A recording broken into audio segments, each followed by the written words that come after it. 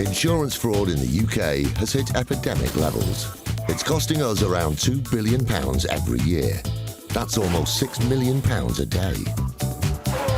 Deliberate crashes, bogus personal injuries, even phantom pets. The fraudsters are risking more and more to make a quick killing. And every year it's adding over £50 to your insurance bill.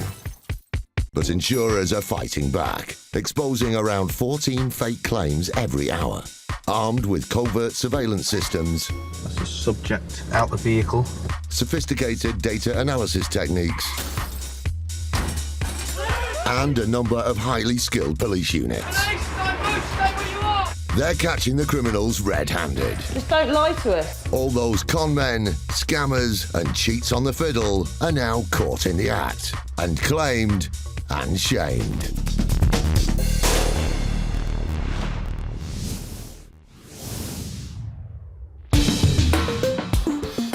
Coming up, the full impact of a crash for cash plays out in front of passengers' eyes.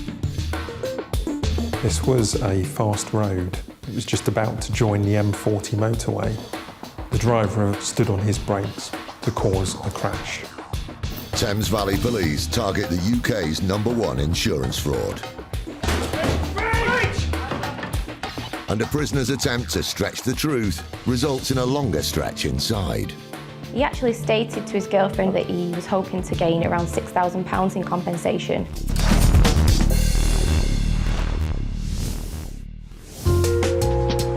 Crash for cash is the #1 insurance fraud in the UK. As its name suggests, criminals deliberately create crashes for huge insurance payouts, targeting innocent drivers. It's often described as a victimless crime, and that the only people who pay are insurance companies. But not anymore. Crash for cash, in its simplest form, is where you will have a driver of a car, and they are part of a criminal gang. They're determined to make a crash and for you to drive into the back of them because it's recognised generally through the insurance world that if you drive into the back of someone, it's your fault. Scams like these are costing up to £400 million a year through fake claims. Inspector James Upton was the leading investigator of a horrific car crime. The first fake accident which had fatal consequences. The worst is where innocent victims are targeted. That's only going to lead to one thing. That's someone being killed or very seriously injured. In June 2011, 34-year-old Baljinder Kaur Gill was driving home along the motorway when she was involved in a crash for cash scam. The accident happened around 8:30 p.m. Two cars were working together, aiming to cause a crash. One car pulled in front of the other, hoping for a van behind to collide into one of their vehicles. This was a fast road. It was just about to join the M40 motorway. It was a 3-lane stretch of road at 70 miles an hour. The driver stood on his brakes to cause a crash. Baljinder was driving behind the targeted van.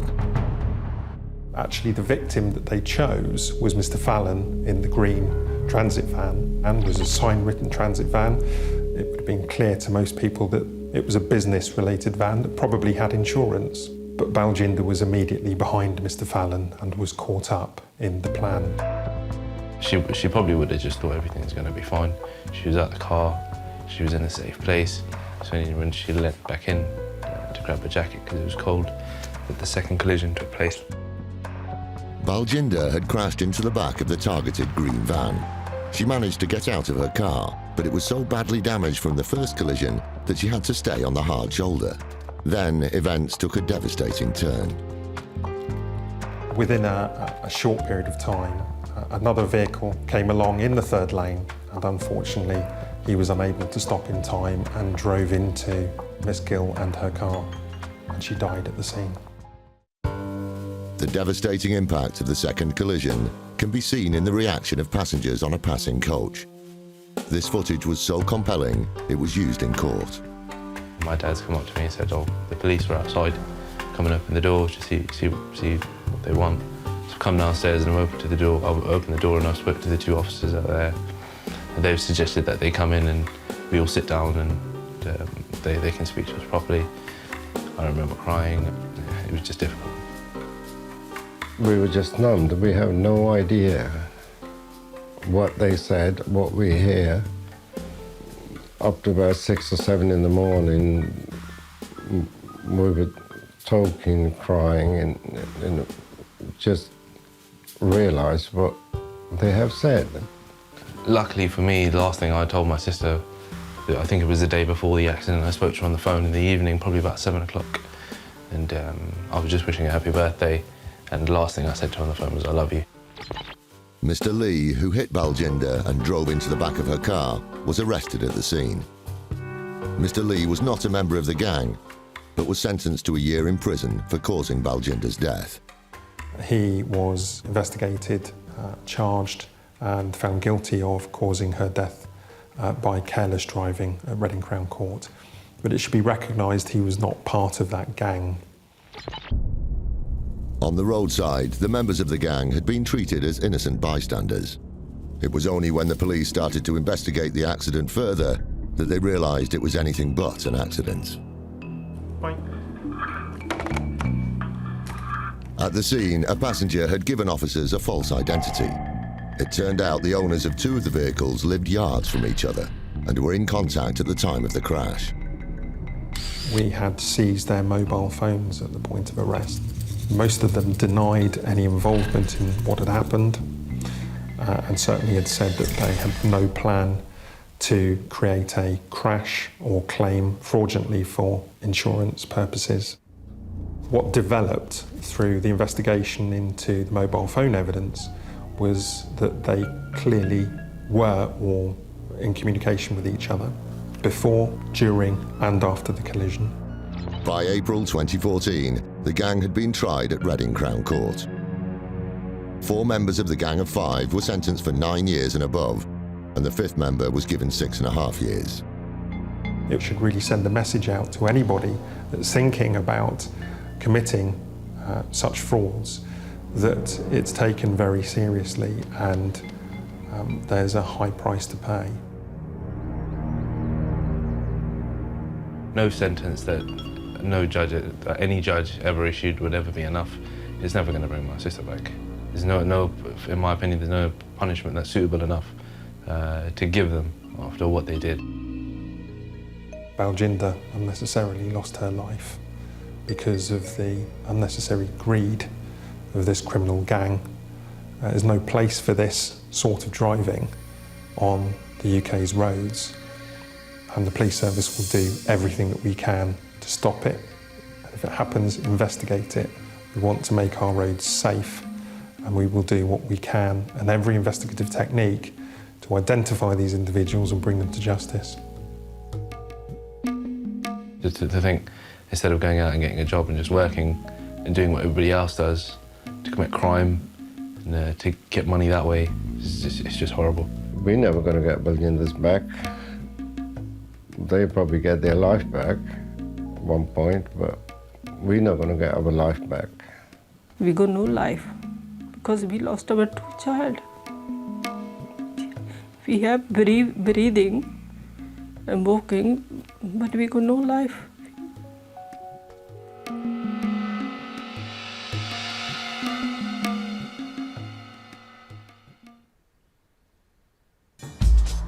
Crash for cash is becoming a major policing issue. Currently, UK police forces are investigating 110 of these scams across the country. Reports claim that 1 in 7 personal injury claims are linked to deliberate crashes. These collisions are designed to milk insurance companies of up to £30,000 per crash. It's big money, and it's a serious danger to the public.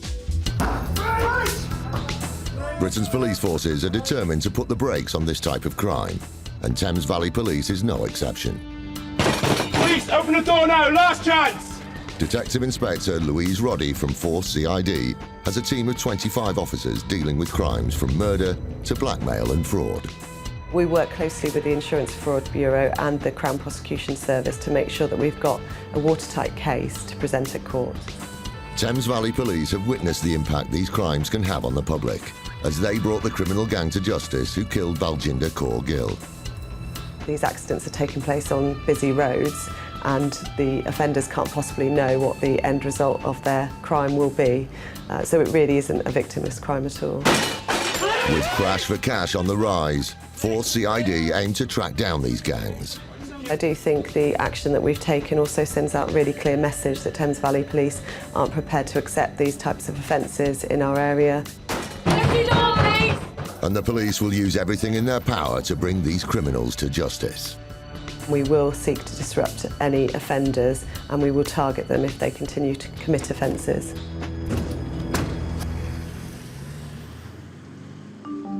It's 7 a.m. Today, Thames Valley Police are getting ready to raid another suspected Crash for Cash ring. So Operation is basically an operation that's focused on a series of frauds that have happened as a result of some induced or fake road traffic collisions. So the aim today is obviously to disrupt these offences, to stop them happening, to arrest the suspects and to prosecute them. Police teams from CID, road policing and immigration have been working together, investigating a series of Crash for Cash crimes. It's a police issue because of the scale of the offences. This is a series of crimes and it does involve criminals that work together, and we believe that they're an organised group of criminals. So if we can have the sergeants back in the office over there and we'll look to go out in the next 5 or 10 minutes. Thank you. Sergeant Nigel Scarrett is preparing to head out with his team on today's raid at a company address, where it's believed that the suspected criminal gang planned the crashes from. It's a first floor business premise. We're looking to arrest for suspicion of conspiracy to defraud and damage property and suspicion of dangerous driving. 3 subjects at the address, so we're not really sure numbers-wise how many's going to be there. Nigel briefs the officers, directing them on how they will tackle the raid. We'll try and park up short so you can go in first. Because of the time of day, we're not sure if anybody's going to be in or not. So likelihood is we're probably going to have to force it. So if you want to lead, follow Roger, all right, and then we'll come behind you in the van. Ready, Todd? Let's do it. Quebec Sierra 50, test call. Raids have their risks. The officers have to be ready for any eventuality. It's a big crime, really. You know, a lot of fraud, worth a lot of money. They're making a lot of money from it. Yeah, they get quite upset and want to fight you. So that's why we always go in quite strong, really.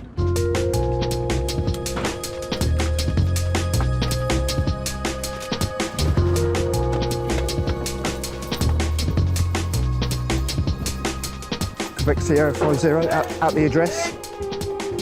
Speed is essential, as the police don't want to run the risk of any suspect destroying evidence. Breach!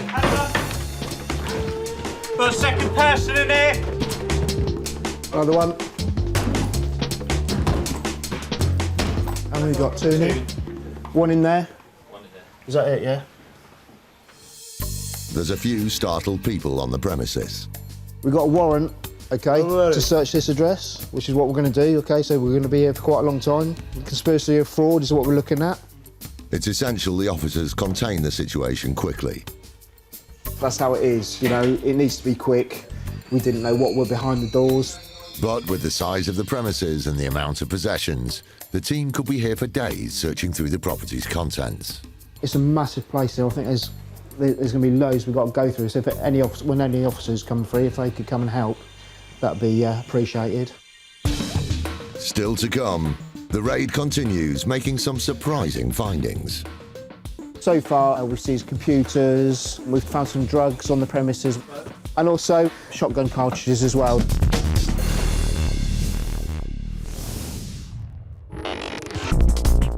For most people, ending up on the wrong side of the law means spending time inside.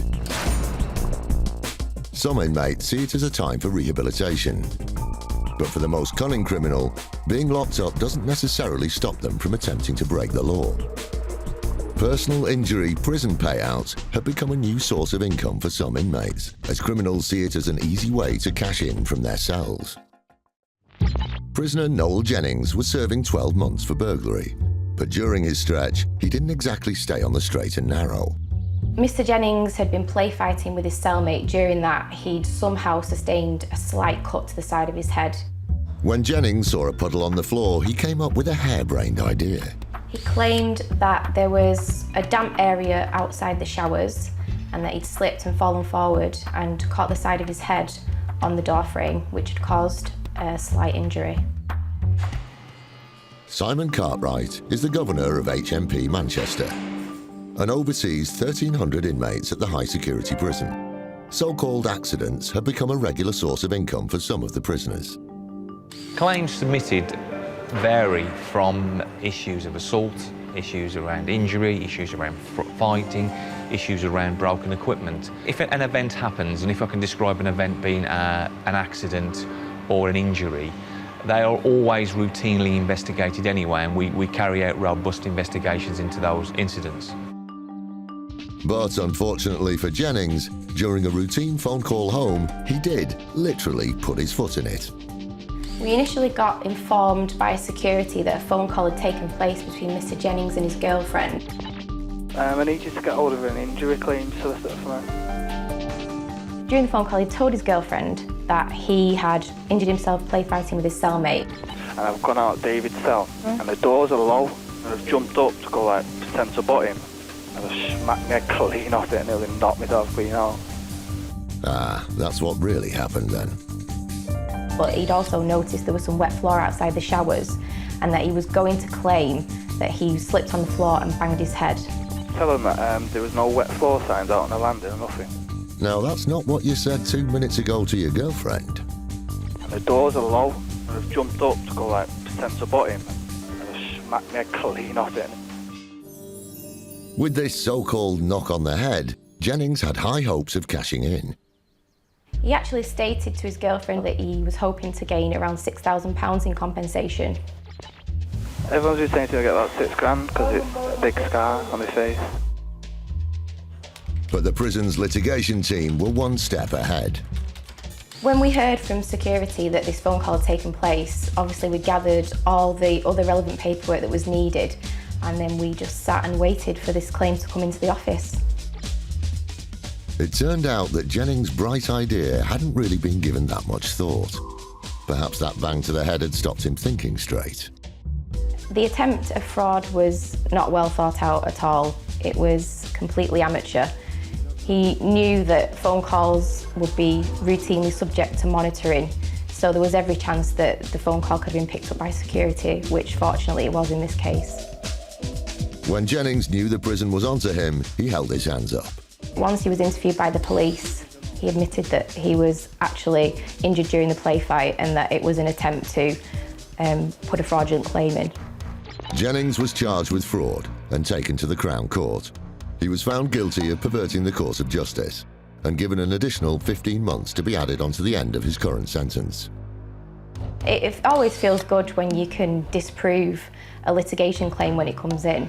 So it was a really good feeling around the office that we could actually do something and get this guy prosecuted. Jennings, by chancing his arm for the sake of £6,000, got another year inside. It just goes to show crime doesn't pay. The message that we can give to the public and to offenders is that if you pursue false claims against the prison service, you will be brought to justice.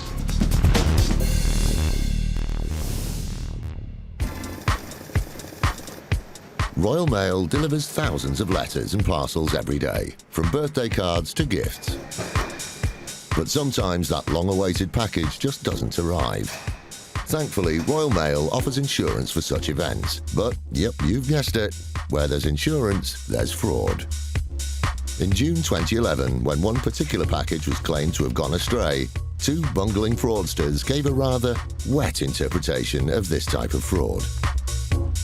We received a call from one of our post office counter staff who told us that she'd taken a package in, a special delivery package, insured for £2,500, but later on that day she'd realised that there was water coming out of the package. It seemed that the customer was about to post a package that wasn't all that it was wrapped up to be. I don't think the lady in the post office was at all suspicious of the individual who brought the items in. What she was suspicious of was the fact there was water draining down her counter half an hour later. The fraudsters thought they came up with a brilliant scheme to make £1 or £2. They decided to post several iPads to the value of £2,500 via special delivery. But instead of iPads, they packed it with ice cubes. Hold on, ice packs, not iPads. But what they thought was a watertight plan disappeared before their very eyes. The counter assistant opened up the package and found inside a bag of melting ice cubes. We assumed this was probably going to be a compensation scam, so we warned our colleagues in customer services to let us know as soon as they'd had a compensation claim with regard to that parcel. Of course, it wasn't long before Royal Mail received a claim for £2,500 for iPads being lost in transit. To the best of our knowledge, the iPads never existed. When we checked the packaging, we found there was nothing inside it but a bag of melting ice cubes. It turned out the swindlers weren't as clever as they thought and had got in a muddle over how the postal service works. No real understanding of how the postal service or our claim service works because we'd never dispose of a parcel. If a parcel is damaged in some way, we will always try to reconstitute it and we'll deliver it to the addressee. The two fraudsters were Nathan Mensch and Nigel Bennett.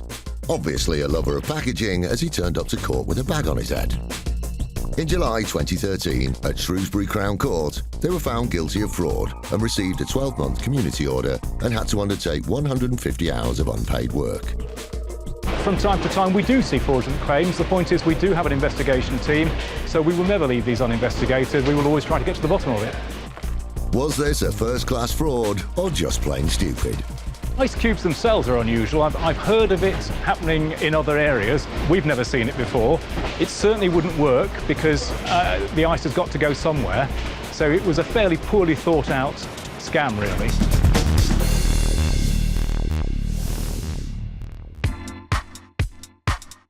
If at first you don't succeed, try and try again.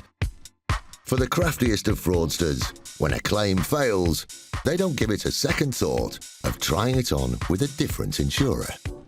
We received a call from the policyholder who reported accidental damage to his bedroom carpet caused by spillage of hot hair removal wax. For this particular claimer, chancing his arm got him in a sticky mess. Part of a routine inquiry would be to make database checks, and we very quickly discovered that the policyholder had a very similar claim only 4 months prior with another insurer. On checking the previous claim in a little bit more detail, we'd identified that that claim hadn't actually been paid, but also was accidental damage to the bedroom carpet caused by hot hair removal wax. He denied all knowledge of the previous claim. The policyholder insisted that there'd been no previous damage to the carpet and he'd been in that property for some time. What the claimer hadn't counted on was that the insurance companies talked to each other and Allianz could easily get its hands on the details of his previous claim. The similarities were beyond coincidence. One of our very experienced investigators listening to both calls using voice analysis techniques, and he was able to determine that both calls were indeed made by the same individual. Again, the trickster denied all knowledge. We gave him an opportunity to provide a further explanation, and he still insisted at that point, even confronted with the evidence we obtained, that it was all a misunderstanding. We went back to him and gave him an opportunity to confess. He didn't. Still insisted that it was all a misunderstanding. Even though it was a small claim, it was referred to IFED, the Insurance Fraud Enforcement Department. The specialised police unit takes a dim view on any form of fraud, and the claimant lost more than his claim. The policyholder, we believe, was concerned about us referring to IFED because he was worried about his job. We found out he'd worked for another insurance company, and I think he was fearful of the consequences of that. It really wouldn't have gone down too well with them. You're right. They didn't look too kindly on that, and he lost his job. And to top it all, he received a formal caution. But however small or large, no fraud will be tolerated. The value of the claim submitted by the policyholder was only £245. But this really does go to show that insurance companies now take it seriously, have a zero tolerance towards fraud. This wasn't the most sophisticated attempt at fraud we've seen. He was easy to catch.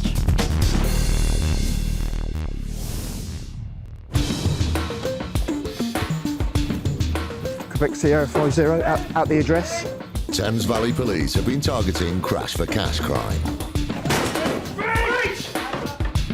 Today, they're raiding an alleged gang's business premises. Another one. We've got a warrant, okay, to search this address. With the size of the premises, they've got their work cut out. I think there's going to be loads we've got to go through. So if any officers come through, if they could come and help. The officers need to be thorough in their search and can't leave any stone unturned. We found it before we've been searching. There's one place that hasn't been searched, or one suitcase, or one briefcase, and you're just going to find that small bit of key evidence that could prove the case. No matter how small the area. PC Roger Gilbert is a traffic investigator for Thames Valley Police. This is the culmination of months of hard work for Roger, who investigates traffic collisions, identifying possible links and patterns. Every piece of paperwork here relates to different accidents at different times on different dates. There's probably a lot of unsuspecting members of the public out there who've been victims in these accidents who probably don't realise that they're induced collisions. To build the strongest case possible, it's vital Roger gathers all the relevant paperwork to help bring the suspected offenders to justice. We found various sets of car keys, another prepaid credit card. They basically go, we believe they go online and buy insurance, and they use the prepaid card, so they're harder to trace.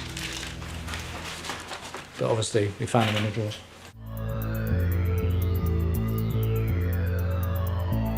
All potential evidence is bagged and tagged to help support the case. So far, we've seized computers, paperwork, several mobile phones.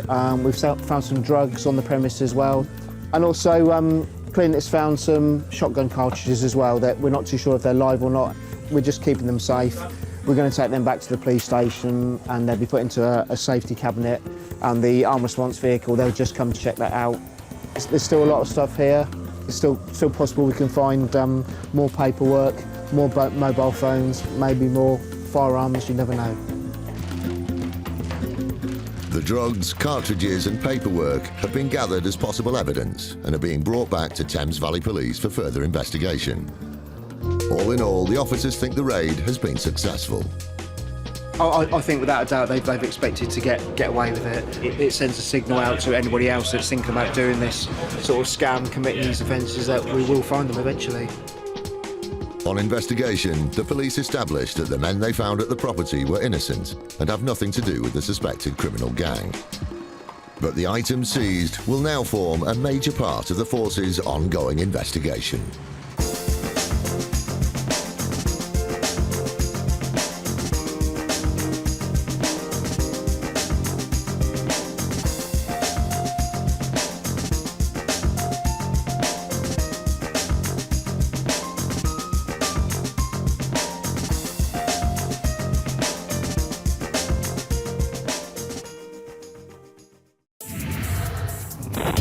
Insurance fraud in the UK has hit epidemic levels. It's costing us around £2 billion every year. That's almost £6 million a day. Deliberate crashes, bogus personal injuries, even phantom pets. The fraudsters are risking more and more to make a quick killing. And every year it's adding over £50 to your insurance bill. But insurers are fighting back, exposing around 14 fake claims every hour. Armed with covert surveillance systems, Subject out the vehicle, sophisticated data analysis techniques, and a number of highly skilled police units. They're catching the criminals red-handed. Just don't lie to us. All those con men, scammers, and cheats on the fiddle are now caught in the act and claimed and shamed.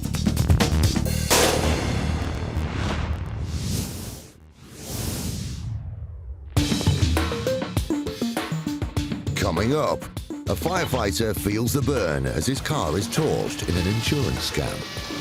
The fire service had been called out on what became apparent was a hoax call. One insurance claimer calls in an incredible tale. This rat apparently had dragged the phone out into the street to presumably make a phone call. And IFED go on the hunt for a potential crash for cash gang. Oi, open the door now.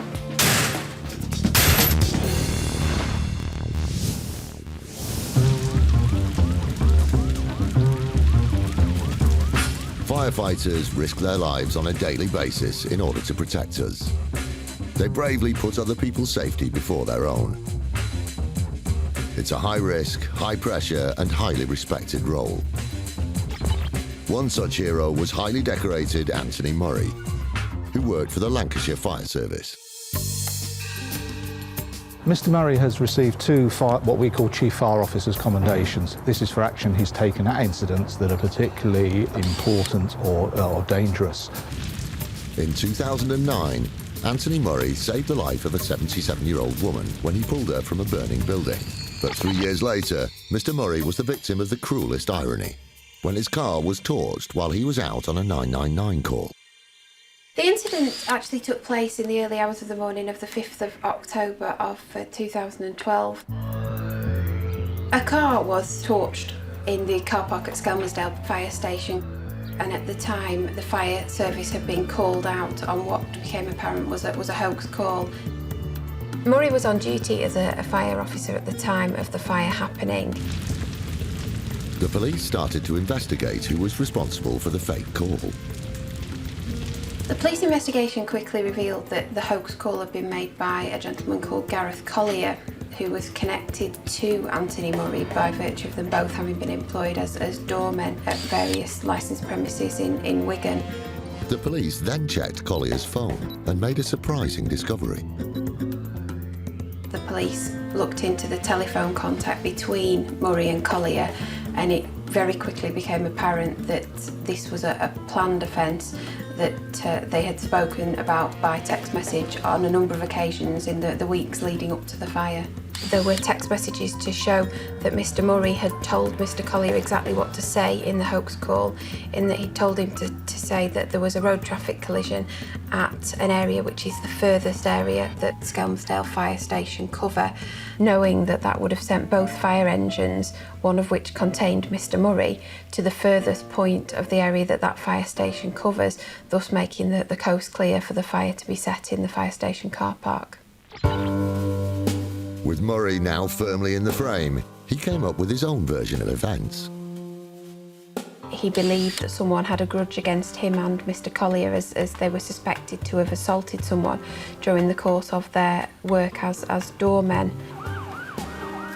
The police then received a series of threatening letters, which suggested that someone else was responsible for the arson attack. Letters were received by various people which purported to establish that somebody had a grudge against Mr Murray. But there were clues in the letters that would spell the end for Murray. Those letters were recovered by the police, and a number of them were assessed by a handwriting expert. That expert was able to compare the letters from this case with documents written previously by Mr Murray. It showed that those documents shared similar spelling mistakes and handwriting style. The plot thickened when forensic evidence implicated Murray's mate, Gareth Collier. Mr Collier's DNA was found on a cigarette lighter that was recovered next to the burnt vehicle, and he also went into the hospital the next day with quite a significant burn to his hand. Gareth Collier had literally got his fingers burnt by the crime, but the stakes were high. After all, Murray's claim was worth tens of thousands of pounds. Mr Murray purchased the vehicle in June 2011 for £47,400, and within the space of a year it had depreciated in value by half. He had taken out normal car insurance and also gap insurance, which is to make up the difference between the market value at that point and the original price of the vehicle. So in the immediate aftermath of the car having been burnt out, he claimed on both of those insurance policies. Murray was in so much debt that he thought torching his car was the only way out. He offered Collier £1,000 for his part in the botched burnout. Whilst there was clearly a degree of planning to this offence, I certainly wouldn't describe either of the men as criminal masterminds. The police did a very good job investigating this case, but the evidence was certainly there for them to find. Along with his own car, the fire had burnt 2 other station vehicles to the tune of more than £20,000. Murray had wanted to get minted, but what he got was a court summons instead. The result was that Mr Murray pleaded guilty to conspiracy to commit arson, 2 counts of fraud, 1 in respect of each of the 2 insurance policies, and perverting the course of justice. He received a total sentence of 60 months imprisonment. Murray's plans to get rich quick turned to ash. Mr Murray received a lengthy custodial sentence, which, in my opinion, reflected the seriousness of the offence, the amount of money concerned, the fact that in the aftermath of the offence he made positive steps to try and deflect the police investigation away from him. In addition to that, I think the most serious aggravating feature to this offence is that Mr Murray used his knowledge gained as a firefighter to assist in the commission of this offence, and that will have been taken very seriously. The twisted fire starter's ruse was finally snuffed out, and he was unceremoniously locked up. Worse still, he had soured the good name of the Lancashire Fire Service. This could have actually damaged our reputation quite badly, but I think people are sensible enough to realise this was a rogue activity by an individual. As an experienced firefighter, he fully knows the potential effects of fire. We are grateful that in this particular instance nobody was actually physically harmed. In Lancashire and elsewhere in the country, hoax calls and arson attempts have resulted in fatalities and serious injury. I'm appalled at the actions of Anthony Murray. I think as a fire service we feel betrayed by his actions.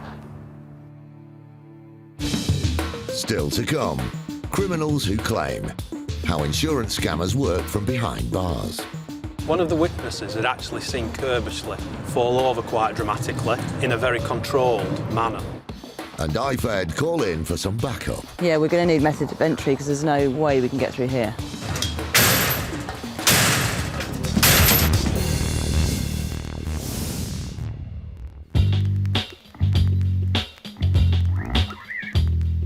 Where would we be without our mobile phone? Today's smartphones aren't just a way of making a quick call. They're an online, emailing, music playing, texting, diary planning device. And that's just the basic models. So imagine how upset you are when you lose it. Thankfully, there are people like Andy Morris at Assurance Solutions on hand to insure us against such eventualities. And this keeps Andy pretty busy. We have 11 million customers, so we're sort of processing about 3 or 4 claims a minute. So if you think about the opportunity for fraudsters to try it on, it's quite significant. Nothing really amazes me about the creativity of the fraudsters. But there was one claim in particular that had a pretty long tale to tell. We had one customer who telephoned the call centre to register a loss of their very expensive mobile phone. I believe you're calling up with regards to a lost Samsung Galaxy 8 in black. Yes. OK. At this point in the story, we enter Fantasyland. What the caller alleges next would have made Beatrix Potter proud. The customer claimed that they'd gone to bed and had put the phone on charge. Well, what we've got a rolling infestation of rats. Okay. And basically they've eaten through quite a lot of stuff. And the phone is basically gone. They'll probably dragged it down, probably one of those. Am I the only one who can smell a rat here? No, didn't think so. Our agents and our fraud team were obviously triggered at that point and sort of proceeded to ask more questions to the customer. A member of Andy's security and investigation team called back to sniff out the truth. The claim's been passed up to our department for further investigations to be carried out. Okay, and for me to be able to complete those investigations, I need to go into the claim in a bit more detail with you, make sure I've got all the correct information, and I also have a few questions in regards to the claim. Why? Okay, so... I've been infested with rodents. The consumer actually becomes quite angry. Why are we asking questions? Why can't a rat run off with the phone? And that we're a silly organisation actually making it difficult for them to pursue their claim. Basically, from what I can gather, I had it on charge. We've had an infestation of rats, and obviously they've eaten through the skirting board, right? It will have dragged, you could have dragged the phone outside. I find that very hard to believe. The customer continued to stick to their story, and this rat apparently had dragged the phone out into the street, presumably play games on the phone or make a phone call. Why do you find it hard to believe? Because I find it very hard to believe that a rat has taken the phone from your desk. They're very good at what they do. They're very good at what they do? Yes. It's no one going to believe me or what? Rats may be clever creatures, but Andy's team were not going to be trapped. We looked at the data records, and to our amazing surprise, the telephone was being used the next day. Did anybody else have access to the handset? No. The reason I'm asking... Why? The usage of the handset that I'm looking at in front of me shows that that handset was used on the day that you called us. Fortunately, the caller had a perfectly rational explanation. The way the rat is obviously seeing the entry point of getting out is into the street. So your phone has been on charge on your desk. A rat has come and dragged your phone through your skirting board. It's then taken the phone outside and somebody's picked it up to use it. Well, it could do. Each phone has a unique identification code, and that's called in the industry the IMEI number. What that allows us to do is to effectively track when and where calls are made on that phone. Using data analysis and interview techniques, Andy's team were able to catch this rat. Our agents are trained using police interview technique, which is an approved process to prove beyond reasonable doubt that the phone was being used and this individual was probably making up a ratty tale. The insurance company had given the customer plenty of opportunity to tell the truth. But when backed into a corner, he withdrew his claim and was blacklisted. Whilst this is an amusing story, there is a really dark side to this. It costs the industry billions of pounds a year with fraud. And like they say, you're never more than 2 or 3 feet away from a rat. You're never more than 2 or 3 calls away from a potential fraudster.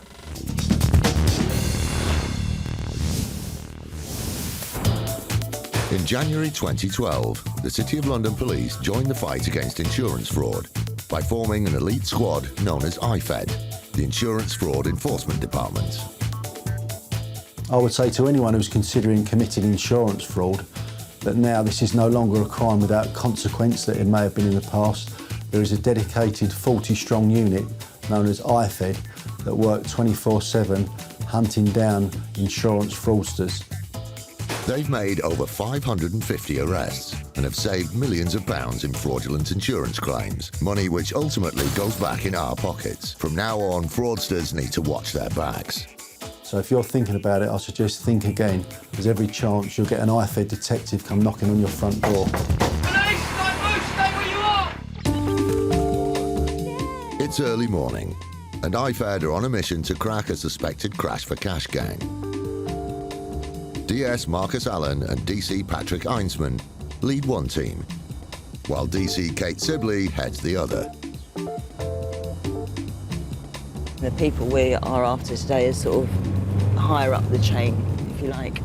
The crash for cashes, they're employing people to do the crash for cashes, but they're the ones that are the people we're looking for today are the ones that are organising it.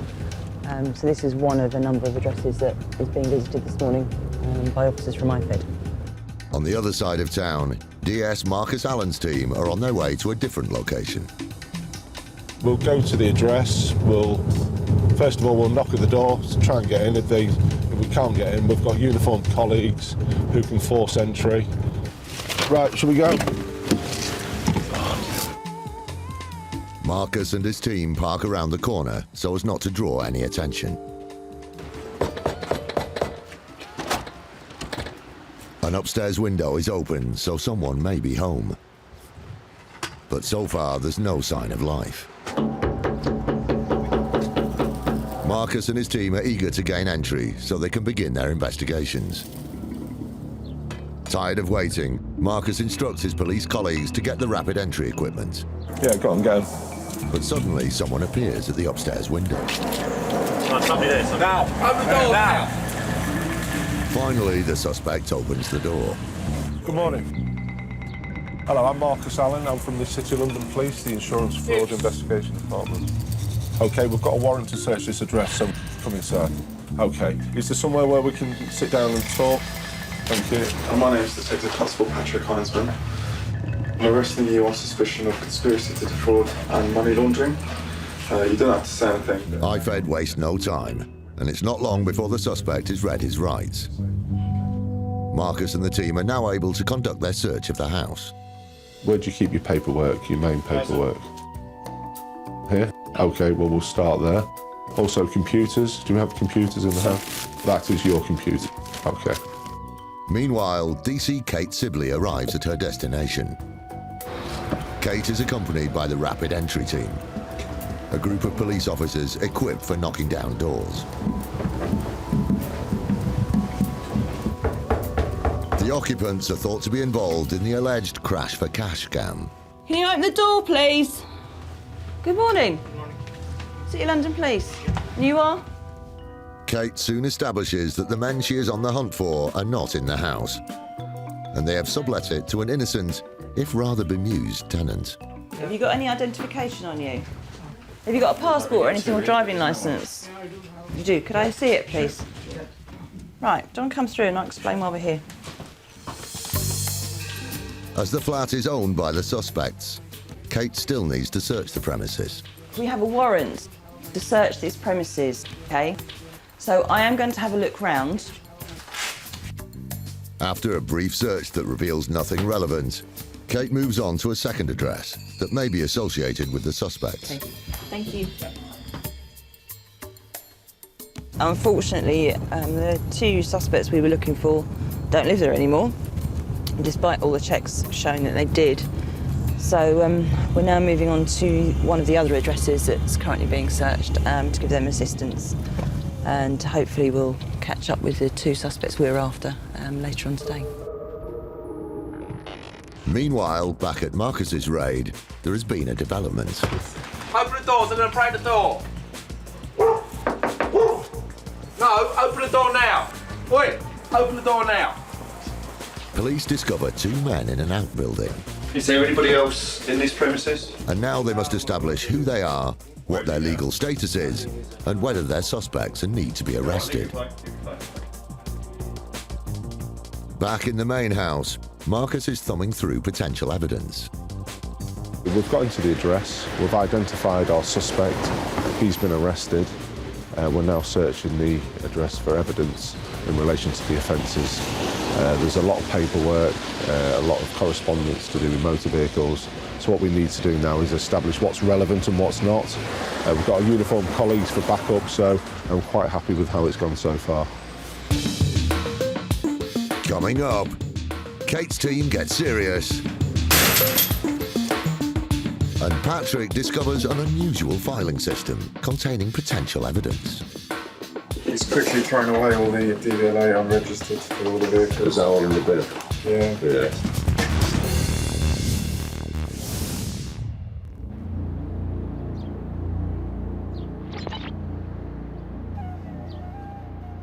Some fraudulent insurance claims come from the strangest of places. Manchester Prison is a Victorian prison. It was built in 1868 and opened as a high security prison in 1994, and we currently look after in excess of 1,300 men. Incredibly though, some criminals are trying to claim from the state by creating fake injuries, which inmates like Andrew Kirbishley hope will pay out while they're still behind bars. Mr. Kirbishley was serving time for a violent assault. He claimed that during the course of an industrial cleaning lesson that he was using the buffer and he tripped over the damaged flooring. Accidents happen, and this was nothing out of the ordinary. But crafty Kirbishley was hell-bent on making a meal of it. Kirbishley claimed that he'd severely injured his knee to the point where he wasn't able to walk. While Kirbishley claimed to be injured, he still had his wits about him and had the psychic ability to predict his accident. Kirbishley had spotted the damaged floor days before and told the prison course leader about the imminent danger. He actually informed us that Mr. Kirbishley had mentioned the damaged flooring before the course took place. He'd smiled and said somebody's going to have an accident on this during the course of the day. And curiously enough, his prediction came true. He was then seen by the City College instructor to pretend to fall over the damaged flooring and lower himself to the ground in a controlled manner. He then looked up at the City College instructor and smirked. Kirbishley's prediction, and pretty poor acting, was where he really slipped up, as Chris Hadfield from Greater Manchester Police soon discovered. One of the witnesses had actually seen Kirbishley fall over quite dramatically in a very controlled manner. And by that, he said that Kirbishley had fallen over with his arms outstretched, falling to the floor with his knee bent. That's not the actions of somebody who had tripped over.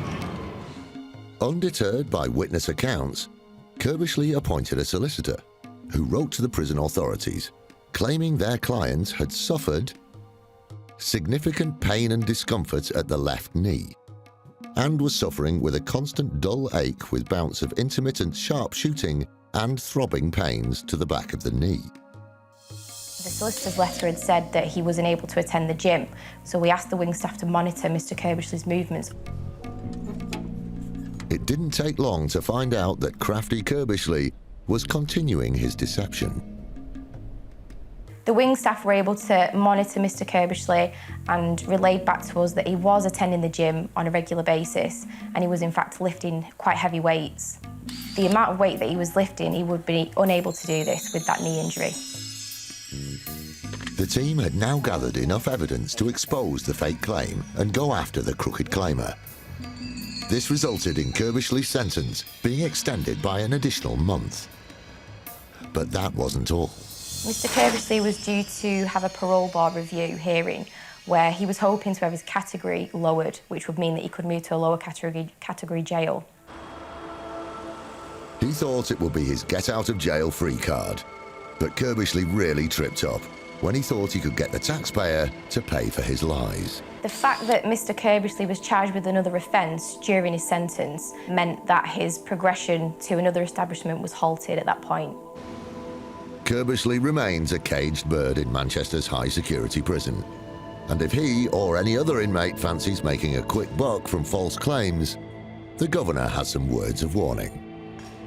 The message is that this sort of action by offenders will not be tolerated, and we'll use all measures, working with Greater Manchester Police, our specialists, litigation teams, to stamp down on it. And the message is that it won't be tolerated and people will be brought to justice. Two IFED teams are on the hunt for a suspected crash for cash group. We're taking out the top players that we believe are behind the organisation of the crashes that we are investigating at the moment. I'm arresting you on suspicion of... DS Marcus Allen's team have already arrested one of the main suspects. Open the doors, I'm going to pry the door. They also discovered two men unexpectedly living in the suspect's outbuilding. Wait, open the door now. So you live here? Yeah, OK. Well, what we're doing, we've got a warrant to search. Search it. OK. Have you got ID? Marcus takes photographs of their identification and emails their identities to Police HQ to check their legitimacy. We're happy with the identity of the two men in the outbuilding and we've checked their immigration status and we're satisfied with them at the moment. Elsewhere, DS Kate Sibley has arrived at a second location as part of the investigation. The second address we've come to, we've arrested one suspect who's just been taken off to custody. This address is currently being searched, and we're now going to go off to the yard, which the rear of it is rented to the suspects, which is where all the vehicles are kept and taken after the accidents. But gaining access is going to be tough. So Kate calls in the Rapid Entry Boys. Yeah, we're going to need method of entry because there's no way we can get through here. Well, we just arrived at the yard. The main gates are locked, padlock. We need to go to the rear of that, which again is locked. There's no sign of life, so we've got to get assistance from our support group, who will be able to gain access using bolt croppers. The Rapid Entry Unit don't mess about, and a padlock and chain are no match for them. They're in. Kate and her team need to explore further. We were expecting to find vehicles in relation to the crashes that we're investigating. Unfortunately, that's not the case. We found a new business that's obviously taken over the site in the form of skip hire. So unfortunately, we've drawn a bit of a blank here, but it had to be done and we had to cover all bases. Meanwhile, Marcus and Patrick make a potentially important discovery in the case. While searching an upstairs room, Patrick finds something very interesting. It's a bin containing a number of insurance documents. Paperwork that is often helpful in cases like these. He's quickly thrown away all the DVLA unregistered scrap letters for all the vehicles. Is that all in the bin? Yeah. Yeah. What I'll do, I'll just seize the contents of the bin, I think. The suspect finally emerges from the house and is led to the waiting police van. The time's now 9:25. We've finished at the address, we've searched it thoroughly, we've arrested the suspect. We're now going to the custody at the police station to interview him. With paperwork seized and the suspect arrested, it's been a good day for the IFED team. The investigation is still ongoing.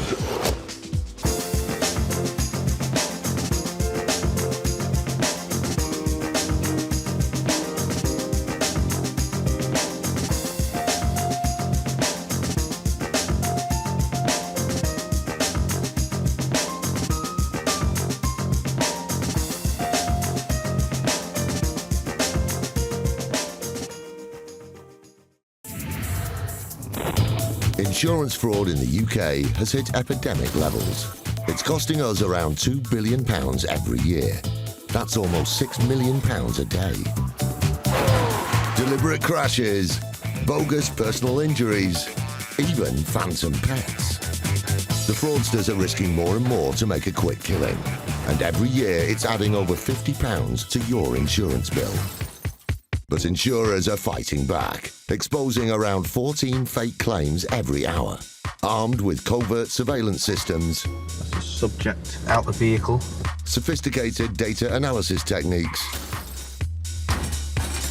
and a number of highly skilled police units. They're catching the criminals red-handed. Just don't lie to us. All those con men, scammers, and cheats on the fiddle are now caught in the act and claimed and shamed.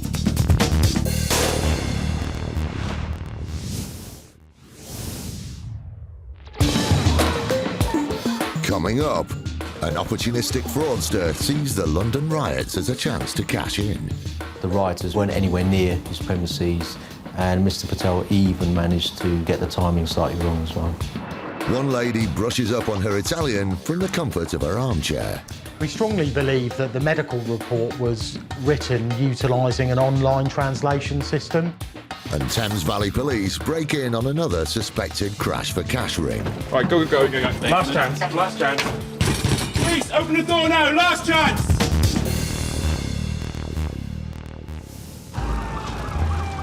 Back in the summer of 2011, the UK was hit with some of the worst riots in a generation. It's thought as many as 1,500 people were involved in 5 days of public unrest, causing millions of pounds worth of damage to buildings, businesses and homes.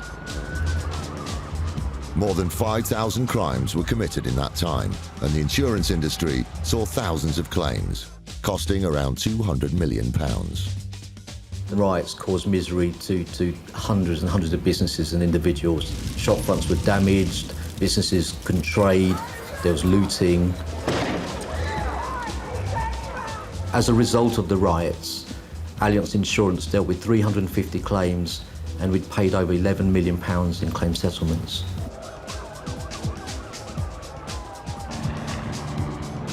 The burning shops of South London became the iconic images of the riots. Local business owner Abid Patel contacted Allianz after his premises were targeted by the rioters. Mr. Patel reported that in August 2011, his laundrette, shopfront and washing machines inside had been damaged by rioters during the London riots. Outnumbered by an angry mob, Mr. Patel had to witness firsthand the destruction caused to his premises. On the day in question, Mr. Patel decided to work late, and whilst working in laundrettes, he alleges that London rioters came, damaged the shop front and got inside. Being afraid, he retreated to the back of the premises, and subsequently the rioters ran amok within the laundrette and damaged 11 washing machines. After such a terrifying ordeal, Allianz was keen to get the claim settled, but the company didn't just reach for its checkbook. Despite the huge volume of claims, each one was still investigated, and the insurer discovered some dirty laundry. A number of concerns were raised. Mr. Patel had already previously submitted a claim for damage for washing machines in the laundrette only 6 months prior, which was never paid because Mr. Patel wasn't able at that time to produce documentation. This time round, when he was in the back of the premises and the rioters had left, he didn't actually call the police, and that concerned us. And there were other mistakes in the claim. There were some unusual aspects to the claim. The documentation that we received from Mr. Patel didn't add up. A lot of handwritten invoices, and when we tried to contact some of the companies, we couldn't do so.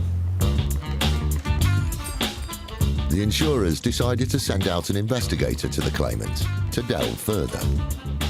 While the investigator was there, he attempted to call one of the alleged companies that provided an invoice, and when he did so, the actual landline in Mr. Patel's laundrette rang out at the back of the premises. At the time, the investigator thought that highly unusual, so he did try that again, and he disconnected, rang again, and the landline rang out. At that point, Mr. Patel withdrew the claim. Realising Mr. Patel's fraud, the insurer thought it was time to hang him out to dry.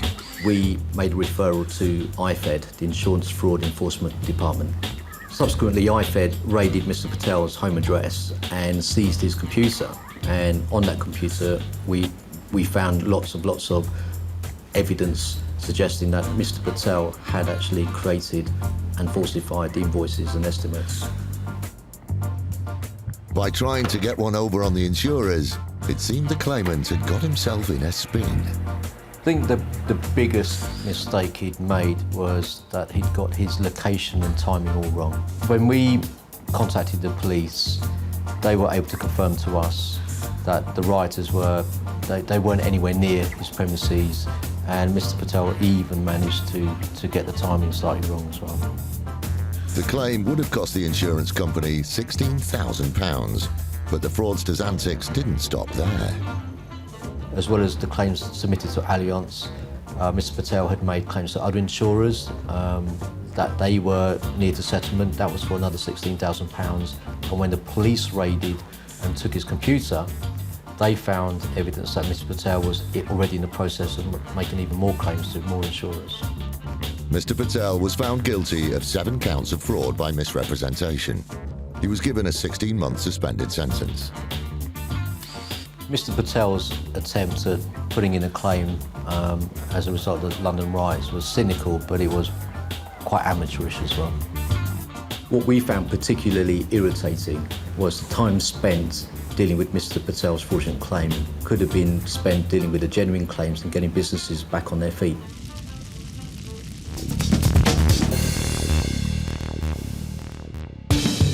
Still to come, a dog breeder is barking up the wrong tree with her paperwork. The claim form and the receipt from the breeder were both in the same handwriting. And a couple of claimants try it on with a Whiplash claim. One of the guys has told the expert that it's been an effect on his dancing.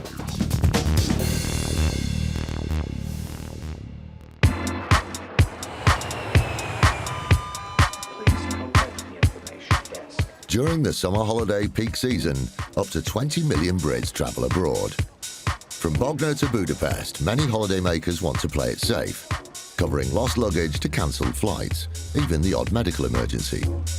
So many take out holiday insurance to give that extra bit of protection. Rome is a very popular holiday destination, particularly for people wanting to go for long weekend breaks, to visit the Colosseum, for example. It was while sampling a bit of the Dolce Vita in Rome that one claimant contracted a nasty complaint. We received a medical claim from a customer who had allegedly sought treatment in Rome for a urinary tract infection. It's extremely unfortunate if you become unwell overseas, and ultimately that's what your travel insurance policy is there for, is to cover you for genuine medical costs. As you'd expect, all the paperwork to support the claim came from Italy, in Italian, or so it would seem. Due to the international nature of our business, we do employ multilingual staff, and on this occasion one of our claims advisors was in fact Italian and realised that the medical report had not been written by an Italian. Okay, yeah, we can get that investigation completed. The insurer didn't believe a word of it. It was time to call the experts in. Our Special Investigations Unit became involved after the claims advisor referred it through to us. We then made numerous inquiries regarding the documentation that we had received. This wasn't even a flying visit. It turned out the claimant hadn't even left their own doorstep. As far as we're concerned, the customer didn't even travel to Rome because the airline had confirmed the booking invoice was false. And the medical establishment also confirmed the documentation provided for the medical situation was in fact false as well. The claimer clearly needed to brush up on their language skills. We strongly believe that the medical report was written utilising an online translation system, because it definitely wasn't written by an Italian. I don't speak Italian. I find English hard sometimes. Luckily, the insurers had someone in their office who did. Our Italian speaker was the main reason that the matter was referred through to the Special Investigations Unit, because she noted the irregularities in the medical report. Claim rejected, it was arrivederci for the claimant. And it's no surprise that the Special Investigations team haven't heard from the claimant in either English or Italian. This just shows really that what lengths claimants will go to make a fraudulent travel insurance claim by actually falsifying the booking invoice and falsifying the medical documentation as well.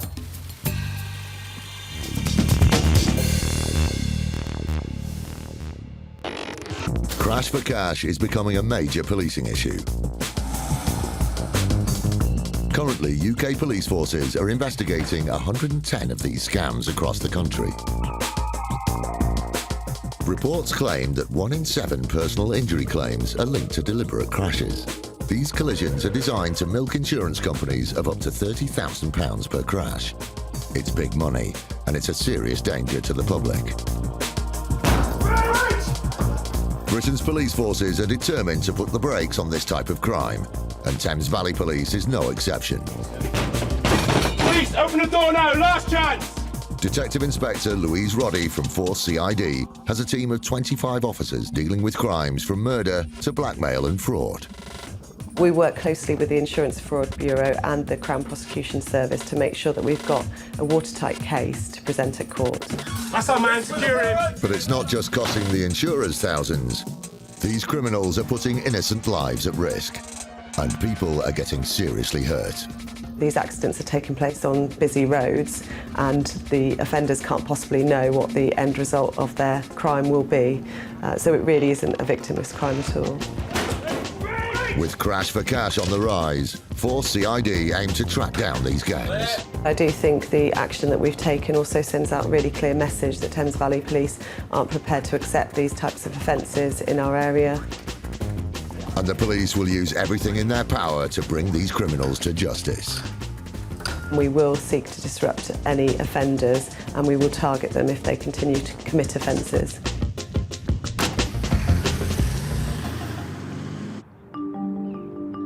It's 7 a.m. Thames Valley Police are getting ready to raid a suspected Crash for Cash ring.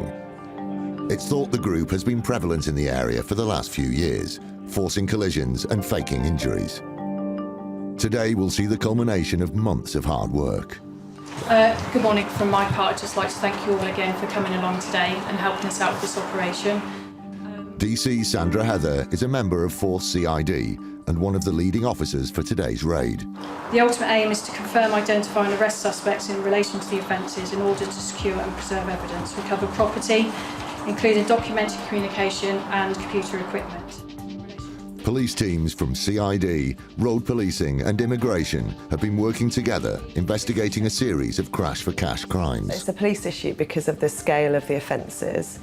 This is a series of crimes and it does involve criminals that work together, and we believe that they're an organised group of criminals. But equally, we want to send out a really clear message from Thames Valley Police that these offences will be dealt with robustly, that offenders will be arrested, and at any opportunity we'll prosecute them. Thank you. DC Heather is in convoy with a team of officers heading to raid the address of one of the suspected criminals involved with the crash for cash fraud. These officers are on the front line when it comes to the raid. We'll see what we get when the premises. Hopefully they'll open the door, but we've got the equipment necessary if we need to force entry.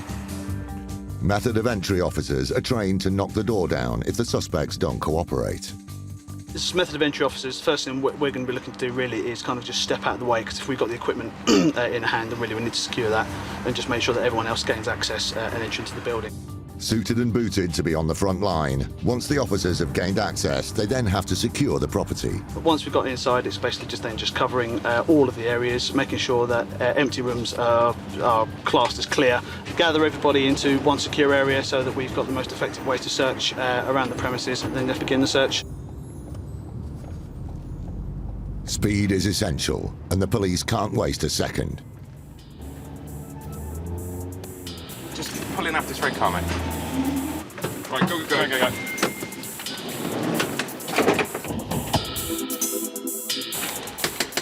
Police officers, open up! The suspected criminal could be destroying evidence or making a run for it, so they need to get in quickly. Police, open the door! There's someone at the window. Open up! There's someone inside, but the officers are running out of time and patience. Right, last chance. Police, open the door now, last chance! Oh dear. Right, let's do it. Go.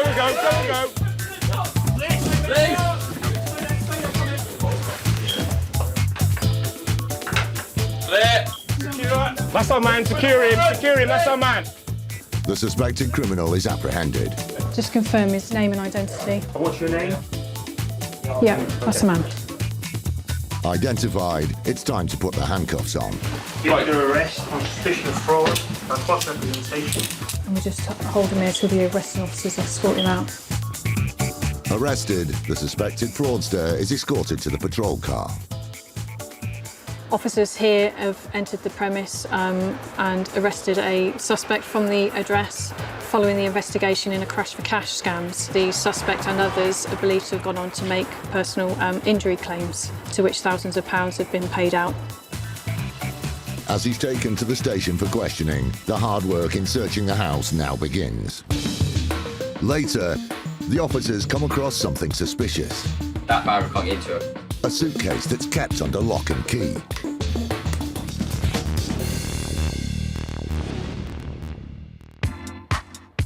They say that a man's best friend is his dog. But having a pet can be an expensive business, and veterinary bills can run into the thousands. For peace of mind, many have insurance to cover the costs. But one crafty claimer who thought she'd try and get one over on her insurer was barking up the wrong tree. A claim came in for a very poorly mastiff with pelvic limb ataxia. Pelvic limb ataxia is a condition whereby you might find one or more of the legs or limbs paralysed, or difficulty in moving. There might be incontinence. So a distressing condition for the mastiff and a really distressing condition for the new owners. His name was Basil, and with the condition that it had, obviously we wanted to settle the claim as quickly as possible. Even though the owner had only had the dog for a few weeks, the insurer didn't think there was anything unusual about the claim. That is, until further inspection.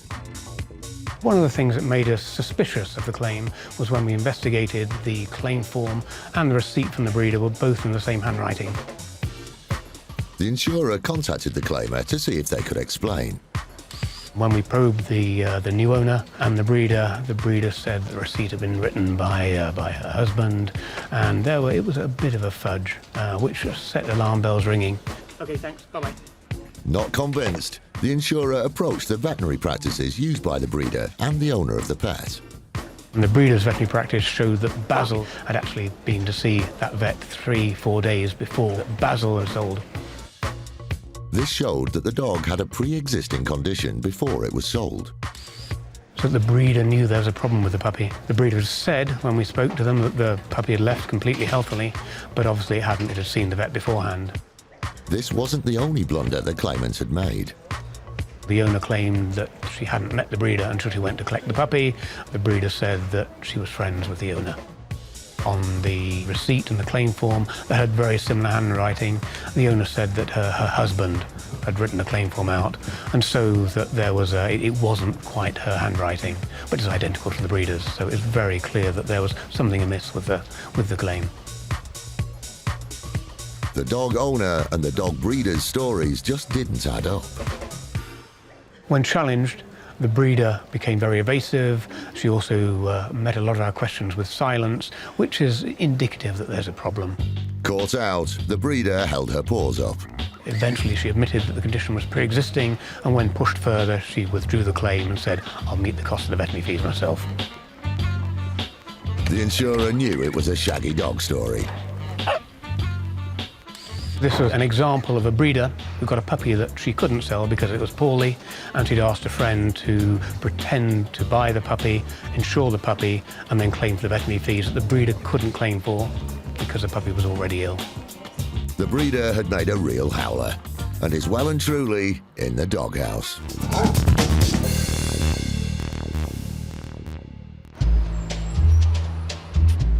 Over 4.5 billion bus journeys are made every year in Britain, and almost 2/3 of travel on public transport is made on the Great British Bus. So it isn't very surprising that bus companies see their fair share of accidents. On the 20th of November 2010, at around about 4:30 in the afternoon, a van has overtaken one of our buses on the driver's side, and the wing mirror of the van has just come into contact with the side of the bus. It's a minor glance, really, no real signs of any movement or need for the bus driver to swerve or brake in any way. It was just before rush hour, and there were a few passengers on the bus. On the upper deck, there are two chaps sat at the back of the bus. They're generally sitting there. One's on his phone, one's chatting away rather animatedly to his friend. Annoyingly, he's got his feet on the seat, but they both seem to be very relaxed at that stage. Thankfully, whenever there's an accident, Lee has an army of spies to tell him what really happened, in the form of onboard cameras.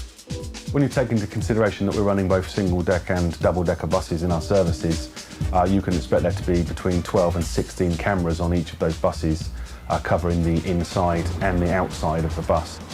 From looking at the CCTV, the accident really appeared to be a very minor one. This was certainly a very low-energy impact. There's certainly no jolt that you can see from the footage, and I wouldn't have expected anyone to be injured in this situation. Hold on, let's have another look. You do see some general swaying, but it's nothing out of the ordinary that you or I would experience in travelling on a bus on a daily basis. With no one hurt and very little damage, there didn't seem to be anything to worry about. The minor nature of the impact is actually borne out by the fact that there was only around about £132 worth of damage caused to the bus. The damage to the van was so negligible that the chap didn't even bother claiming for the damage. However, some passengers saw it as an opportunity to take First Group for a ride. We received 2 injury claims from each of the guys on the bus. They've both got soft tissue injuries. The 2 passengers persisted with their claim, but were in for a bumpy ride. All told, these claims would be worth in the region of around about £3,300 each, plus costs. And a medical expert has said they're going to take around about 6 to 12 months for both of those injuries to heal. One of the guys has told the expert that he has been unable to lift anything heavy for about 6 weeks, and in addition to that, it's been an effect on his dancing. The claimants were obviously hoping to do a quick step to the bank. Naturally, when the claims handler is presented with these claims, the first thing he's going to question once he's seen the CCTV footage is how on earth could these two guys have even been injured? The camera never lies, and there was no footage to support their claim. You would expect to see a sudden jerking movement to support the claims that they were making, probably the neck going forwards and backwards, but there's no movement at all in this situation. So it's difficult to see how they were actually injured. Looking back though, there did seem to be some sudden movements. There was a very fast movement when the chap jumped off the seat to look out the window and see what happened. The second quickest movement was probably both of them getting onto their mobile phones immediately. I'm not a betting man, but if I was, I would probably say that at the end of each of those phones was a no-win, no-fee solicitor. But that's just my opinion.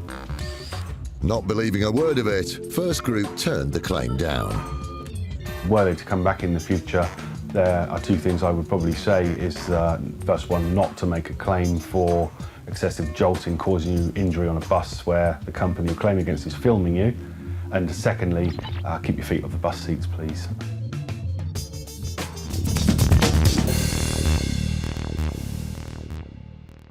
Right, go. Thames Valley Police are in the middle of a raid on the home of a suspected criminal in a major crash for cash gang. Please, open the door now, last chance! With no response, the team had no option but to force entry. You're under arrest on suspicion of fraud and false representation. Arrested, the suspected criminal has been taken to the station. The police must now concentrate on finding evidence, and a systematic search begins. We take a room each, 2 further rooms at the back. Are we happy with the loft? Have we been up there yet? Nowhere escapes the officer's attention. See if there's bank stuff, phones, computers. The police must go through the house with a fine-toothed comb. Any bit of evidence could crack the case, so they can't afford to leave any potentially suspicious documents behind. Are you guys all right up here? Yeah, he's got car insurance here. Yeah, literally. You know, I appreciate there's a lot of paperwork here, but at first glance, if it's anything remotely to do with a car insurance, other vehicle documents, rather than sort of reading through it as such as you are now, just put it in a bundle. Okay. Any banking details, any driving documents, including the laptop as well. Paperwork is key to this investigation, but searching the contents of the house can be a long process. We've got a load of receipts related to pet receipts over a couple of years, an insurance policy document, and a few applications for private hire vehicles. Digging out any potential evidence is just the tip of the iceberg. The electronic equipment, so the iPads and the laptops, they will have to go off to our high-tech crime department, and it can take anything from 6 to 12 months for that to be processed. In terms of all these documentary materials, depending on how many officers we have dedicated to it, it could take a number of days. Everything is bagged and tagged to take back to the station later. The officers are a tenacious bunch, and suspicions are raised when they find a locked suitcase. Right, we're going to need to get into this. I'll go downstairs and find got the bolt croppers in the van. Right. Nothing will stop the police from searching for evidence. Okay, which one's locked?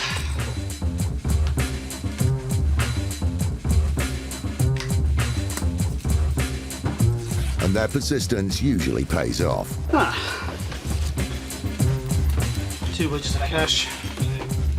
So it's at least a couple of thousand in each pile. DC Heather is immediately informed of the cash find. 2 quantities of cash, which obviously we'll have away. Yes, yes, please. And a number of passports.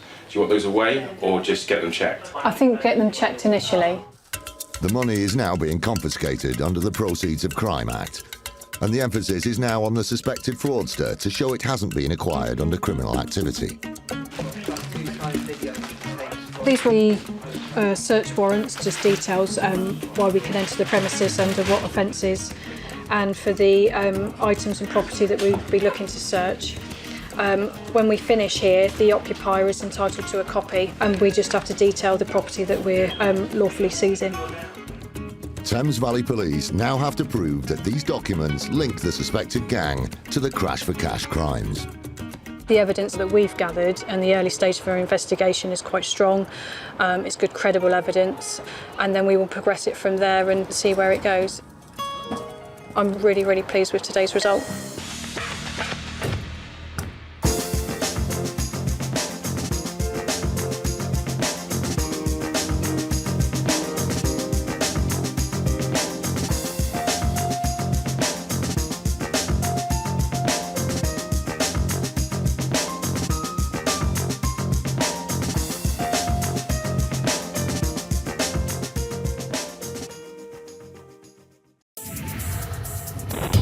Insurance fraud in the UK has hit epidemic levels. It's costing us around £2 billion every year. That's almost £6 million a day. Deliberate crashes, bogus personal injuries, even phantom pets. The fraudsters are risking more and more to make a quick killing. And every year it's adding over £50 to your insurance bill. But insurers are fighting back, exposing around 14 fake claims every hour. Armed with covert surveillance systems, That's the subject out the vehicle. Sophisticated data analysis techniques, and a number of highly skilled police units. They're catching the criminals red-handed. Just don't lie to us. All those con men, scammers, and cheats on the fiddle are now caught in the act and claimed and shamed.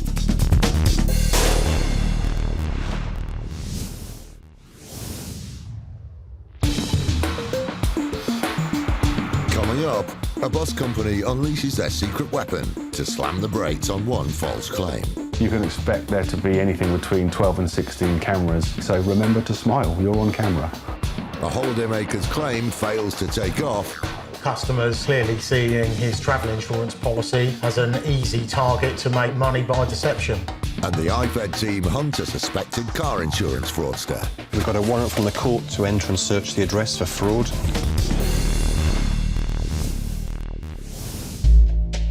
Britain has been described as the whiplash capital of Europe. With almost 1,500 claims a day, it costs the industry nearly £2 billion a year. And fraudsters see this opportunity as a potential goldmine. A typical whiplash claim pays around £2,500 in the UK. Christian Worsfold is an expert in these types of injuries. So whiplash injury describes the mechanism of the injury, so the movement of the head and neck, usually in a low-speed motor vehicle accident. The problem with whiplash injury is that all the symptoms are subjective in nature, so x-rays, scanning won't show any damage to the neck. Claimants are acutely aware of this loophole. I have patients regularly coming back to me who I'm treating saying that they weren't in the examination very long, it wasn't very in-depth. So it's very easy for a person to pretend that they have the injury. So it's not surprising that for public transport companies, fake whiplash claims can be a real pain in the neck. One man who has plenty of experience dealing with whiplash claims is Lee Ingram. On the 28th of February 2013, one of our buses was making a left-hand turn. They've misjudged the turning circle and they've squashed up against some railings at the side of the road. It must have caused more damage to the railings than the bus. Keep your eye on the bottom right of the picture.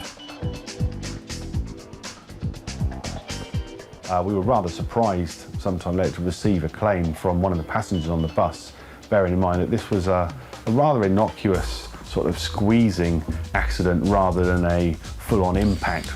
As always, the ever-present whiplash claim was put forward. We do see these sorts of claims presented quite often. People will claim they've received a whiplash injury from the most innocuous of incidents. And this claimant didn't stop there. We were a bit surprised later on, a further claim was submitted with the medical report for physio fees of £500 and a rather surprising care and assistance claim of over £2,000. These claims consist of 3 hours for general housework, 2 hours help with ironing, 6 hours help with laundry. It's added up to 29 hours a week. Care claims do tend to generally be inflated slightly, but 6 hours for laundry excluded ironing seems a little bit excessive. I think my nan could have done it quicker with a hand crank washing machine and a mangle. Luckily for Lee, he has a powerful weapon in the fight against such bogus claims. When you take into consideration the single-deck and double-decker buses that we're regularly running in service, you can expect there to be anything between 12 and 16 cameras covering the inside and the outside of the bus. So yeah, it's pretty good coverage. When she's gone to see her medical expert, she's actually told him that she's been thrown violently forwards and backwards. So when we watch the CCTV, this is what we're expecting to see. As the bus knocks into the railings, the claimant is sitting in the bottom right-hand corner of the picture. She doesn't move a muscle, she sits stock still throughout the whole thing.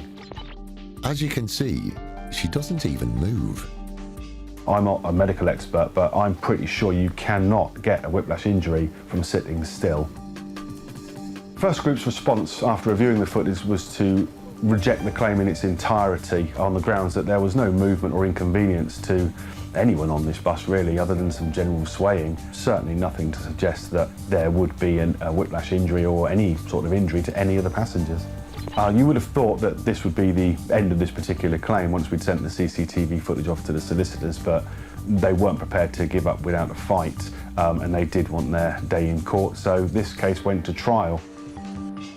Trial cases are inherently risky. A moderate-sized claim like this could attract costs of up to around £20,000. Travel companies like First Group self-insure, and so court fees like this are not taken lightly. We were extremely shocked to get a bill of costs in on this particular claim of £40,000. So that was a little bit of a worry, but we thought we've got good evidence, so there was no way we weren't going to run this one to trial, and we did. So she was off to court, possibly by bus. At the trial, the judges actually heard evidence from, amongst others, the claimant's mother, the claimant and her sister. The claimant's sister has said that she cannot lift her arms above her head. Her mother has said that she spends a lot of time in bed because her medication has made her drowsy. The judge just didn't believe that those levels of assistance were required, so he found issue with that. The biggest issue is probably the CCTV. We show the footage back and the judge sees her just sitting there with no movement at all. What else is he going to say? Yeah, we're pleased with the result, and in the end the judge dismissed the entire claim.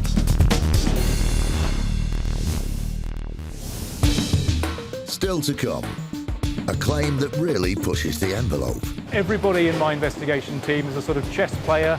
Getting to the bottom of the case and solving it is what they're there to do. And one policyholder makes a dog's dinner of their claim. Something very extraordinary happened for us. We had a tip-off that the breeder and the owner were colluding to defraud us.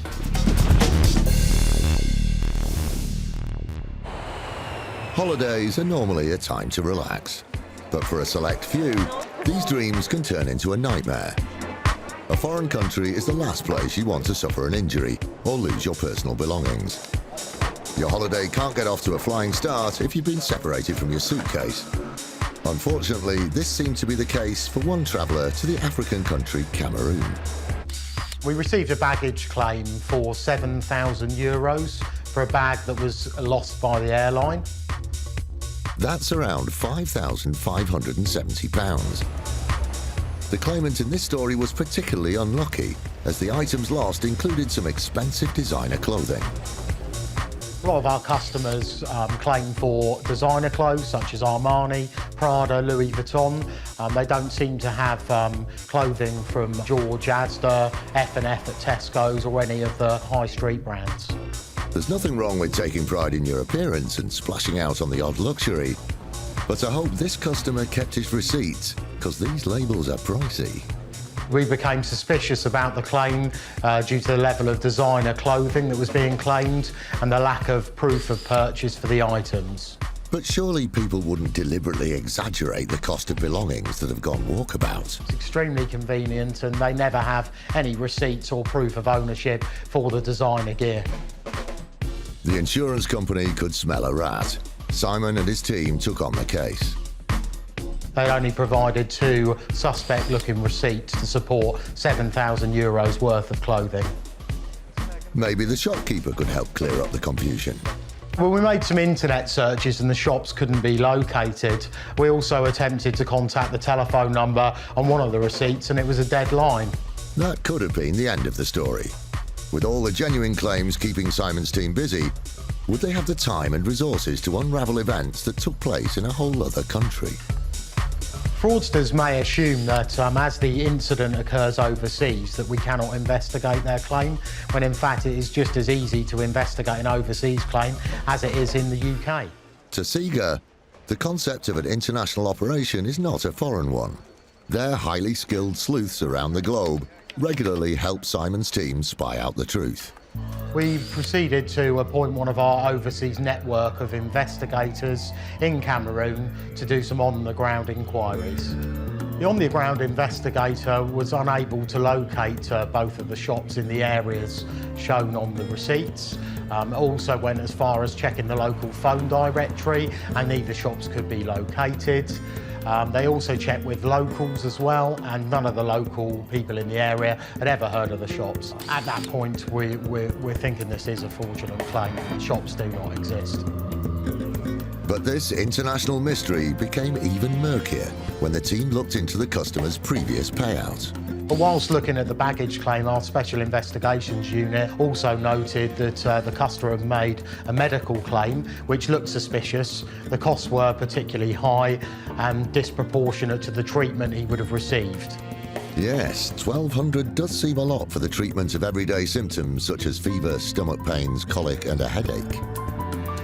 Our on-the-ground investigator spoke with the medical director at the clinic, which was a genuine clinic, and he found that the documentation we had been provided with for the medical claim didn't in fact originate from the clinic, and it was false. They had him by the globes. It was clear he had grossly exaggerated his claim and was playing a brazen game of catch me if you can. Well, the customer's clearly seeing his travel insurance policy as an easy target to make money by deception. But he was about to have his wings clipped. We firmly rejected the claim and wrote to the customer invoking the fraud condition. For the medical claim, which we had in fact paid, he was ordered to pay the money back, and he agreed to repay us back in instalments. But the repercussions didn't end there. Any future applications for insurance would be grounded. After we formally rejected the claim, we also issued an industry-wide fraud alert to warn other insurers of the subject. This meant he will be blacklisted. Another claimant had been sent packing. A message to anyone who thinks that travel insurance is their ticket to a new wardrobe.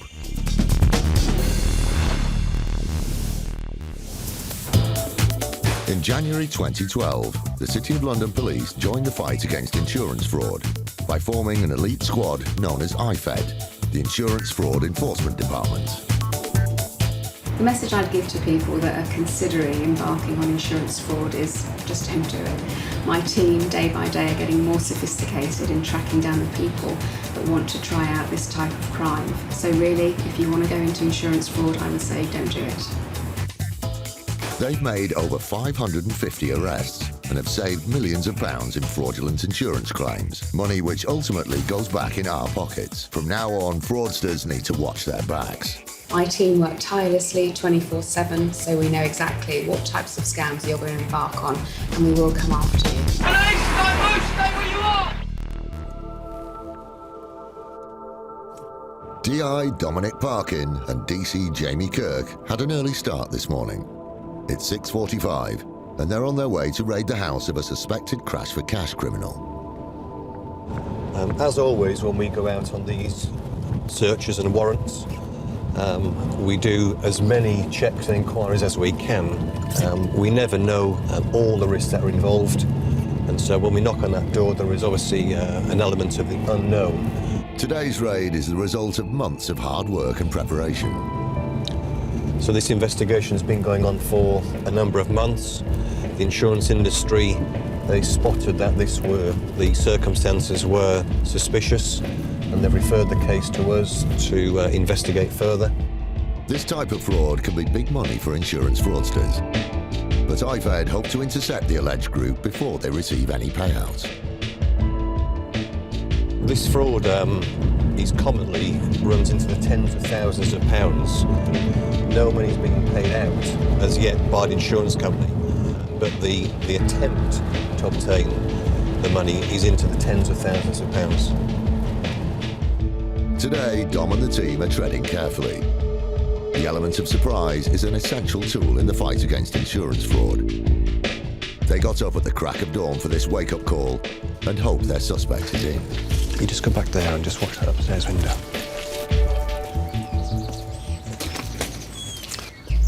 Hi there, I'm a police officer. There's my warrant card.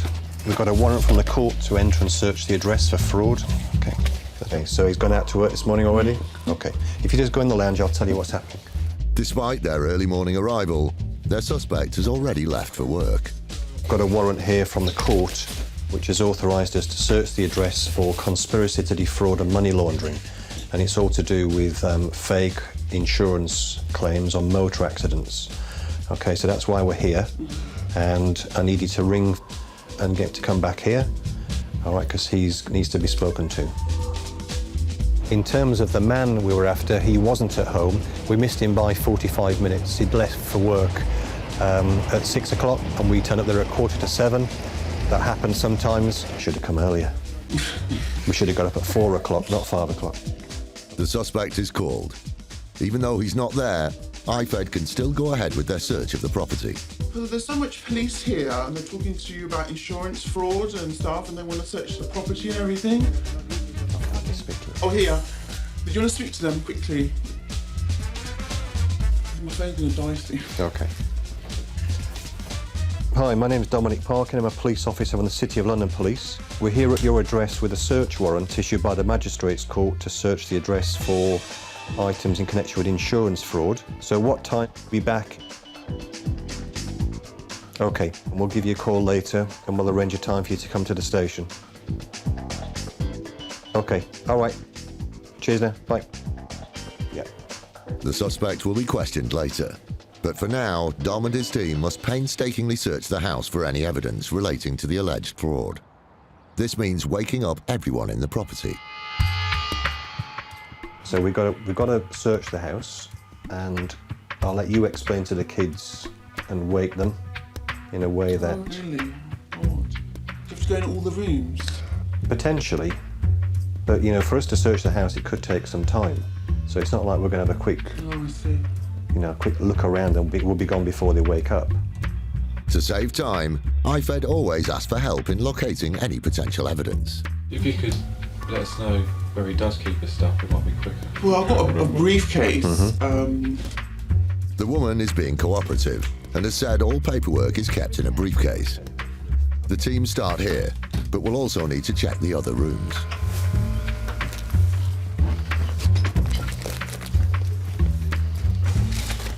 IFED leave no cupboard unopened, as evidence can be stored in the strangest of places. Okay, we're not going to take this. We're not going to take these banking documents, but we're just going to make a note of the account numbers. So our financial investigator just has a look at the accounts to see what's if there's any link with the investigation. Even old computers and laptops are seized, as they could contain vital evidence in the case. Everything is bagged up and labelled, ready to be taken away and examined by IFED's investigators. With the search complete, the items seized are taken back to the station for further analysis. But the most important thing now for IFED is that their suspect shows up at the station. Great, so we'll be in contact with him today and we'll make an arrangement for him to come and see us so he can just answer the questions that we've got. Yeah. Okay, so we're good. The team have uncovered lots of useful documentation, but are still waiting to speak to their suspect. So we've finished the search of our address. We've seized a number of items, those being some insurance documents and also some financial documents. We've also taken the computer tower from the address, so we'll be analysing that at a later date. In terms of the man we were after, he wasn't at home, but we've made contact with him by phone and he's agreed to come into the station later this afternoon for an interview. So all in all, a good day's work.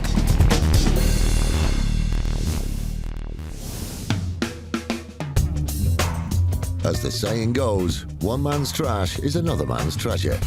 Thanks to a boom in online auction sites, you can easily buy anything from antiques to flat-screen TVs without leaving the house. But it can be nerve-wracking to hand over your hard-earned cash, trusting that a faceless seller will honour your bid and send you your item. Luckily, online sites and distributors like Royal Mail have insurance and refund policies to put bidders and sellers' minds at ease. Even if you don't pay for recorded delivery, Royal Mail will still refund you up to £20 for a lost package. But there are those who abuse this goodwill, just like our next claimant, who was such a prevalent fraudster that she ended up in court. In this case, we'd had a customer who'd made several claims for items that she'd posted. These were all sorts of items, all sorts of small consumer durables, jewellery and things like that, mainly the kind of things that you can buy from auction sites. One parcel going missing is annoying, but several losing their way is a real headache. We were already suspicious about this particular customer because of the number of claims that she'd been making.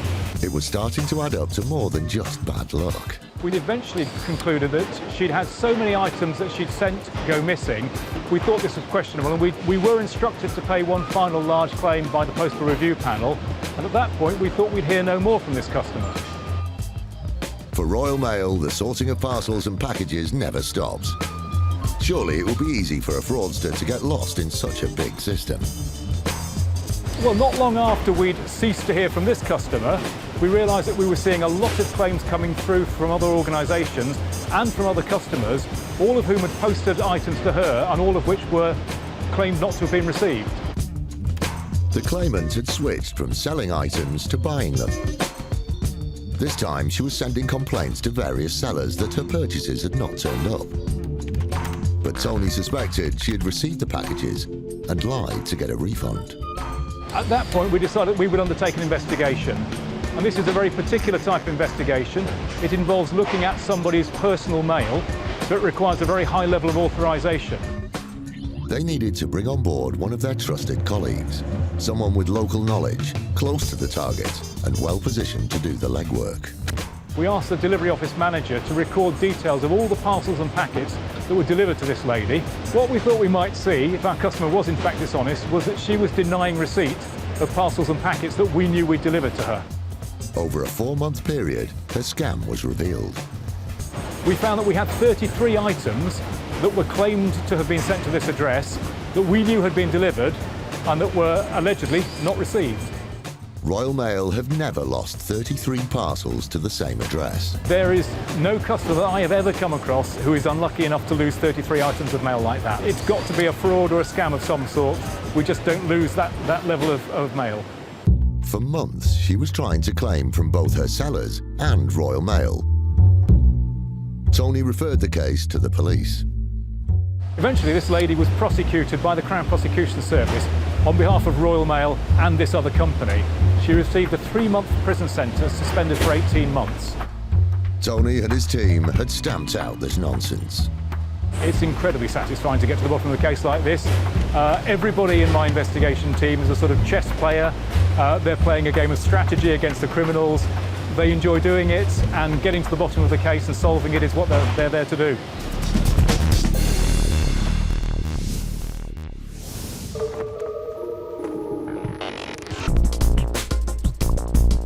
For Brits, man's best friend has always been his trusty pet dog. And it doesn't get more British than the English bulldog. Long associated with Winston Churchill, the bulldog is a symbol of strength and honour. One person who knows all about bulldogs and other furry friends is pet insurer Simon Wheeler from Argreer Pet Insurance. I've been in the pet insurance industry for a long time, and there are always some strange and amusing and bizarre claims. There's the owner who has its car keys removed from the dog's tummy. There's a cat that has a yard of tinsel removed from its bottom. What a catastrophe. Simon recently came across one shaggy dog story that really gave him pause for thought. We received a claim for a missing bulldog puppy. The puppy was called Lola, and her owners had insured her with us and were claiming £2,000 for the purchase price because she'd gone missing. Although extremely pricey, they're not the most athletic breed. They'd rather sleep on your lap than play catch in the yard. In fact, their loyal nature means they tend to stay pretty close to home.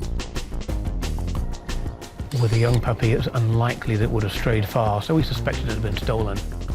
It's not uncommon for expensive breeds to get snatched. So on the surface, this case looks straightforward. However, there was a twist in this tale. Something very extraordinary happened for us. We had a tip-off, an anonymous tip-off, that the breeder and the owner were colluding to defraud us of the £2,000 purchase price. But further still, Simon's informant believed the claimant was crying wolf. The person who was suggesting that there was fraud occurring went on to say that the policyholder had no interest in dogs, didn't like dogs, wouldn't tolerate a dog in the house. Simon Wheeler, ace insurer, pet detective, delved into the case. Because of the tip-off, you never know whether there's some animosity, whether there's something else in the background and somebody is stirring up trouble, or whether actually there is some fraud occurring. We had to investigate it.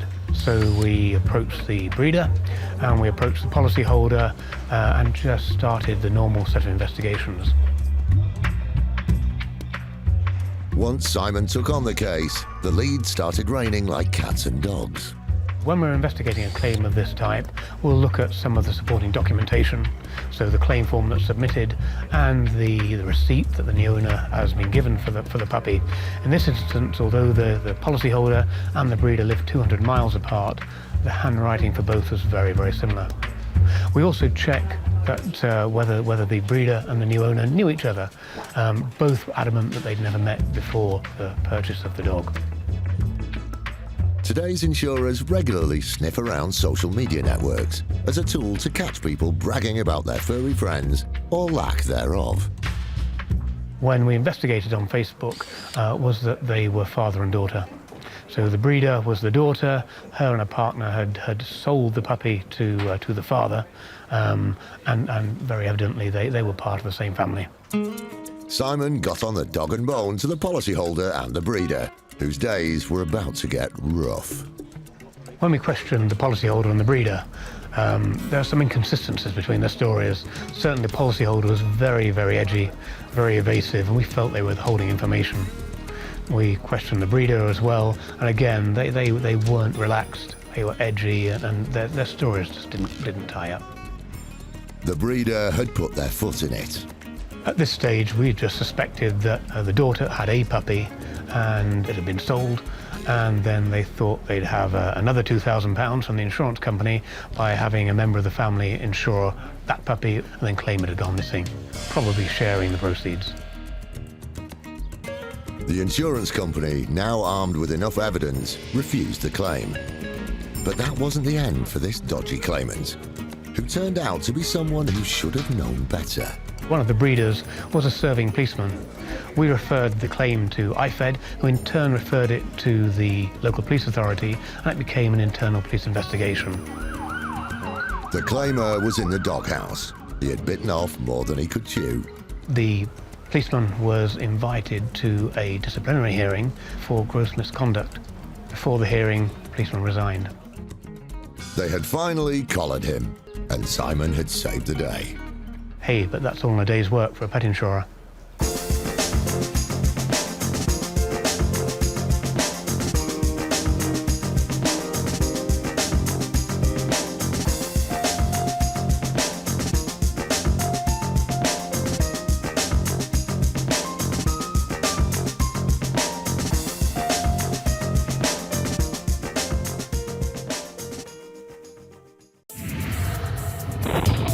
Insurance fraud in the UK has hit epidemic levels. It's costing us around £2 billion every year. That's almost £6 million a day. Deliberate crashes, bogus personal injuries, even phantom pets. The fraudsters are risking more and more to make a quick killing. And every year it's adding over £50 to your insurance bill.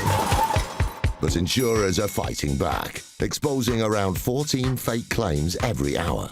Armed with covert surveillance systems, Subject out the vehicle, sophisticated data analysis techniques,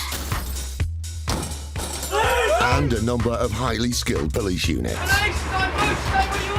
They're catching the criminals red-handed. Just don't lie to us. All those con men, scammers and cheats on the fiddle are now caught in the act and claimed and shamed.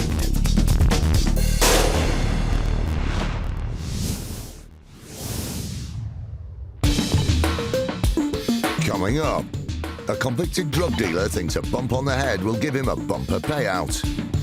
Mr. Foster claimed that he'd fallen from his top bunk during the night and that he'd been knocked unconscious, suffering a severe head injury. Thames Valley Police continue to clamp down hard on suspected crash for cash gangs. Hello, it's the police. And after feeling under par, a golf professional tees himself up for a double bogey. The insurance company grew suspicious because they received information that Mr. Turner had been working at a golf club.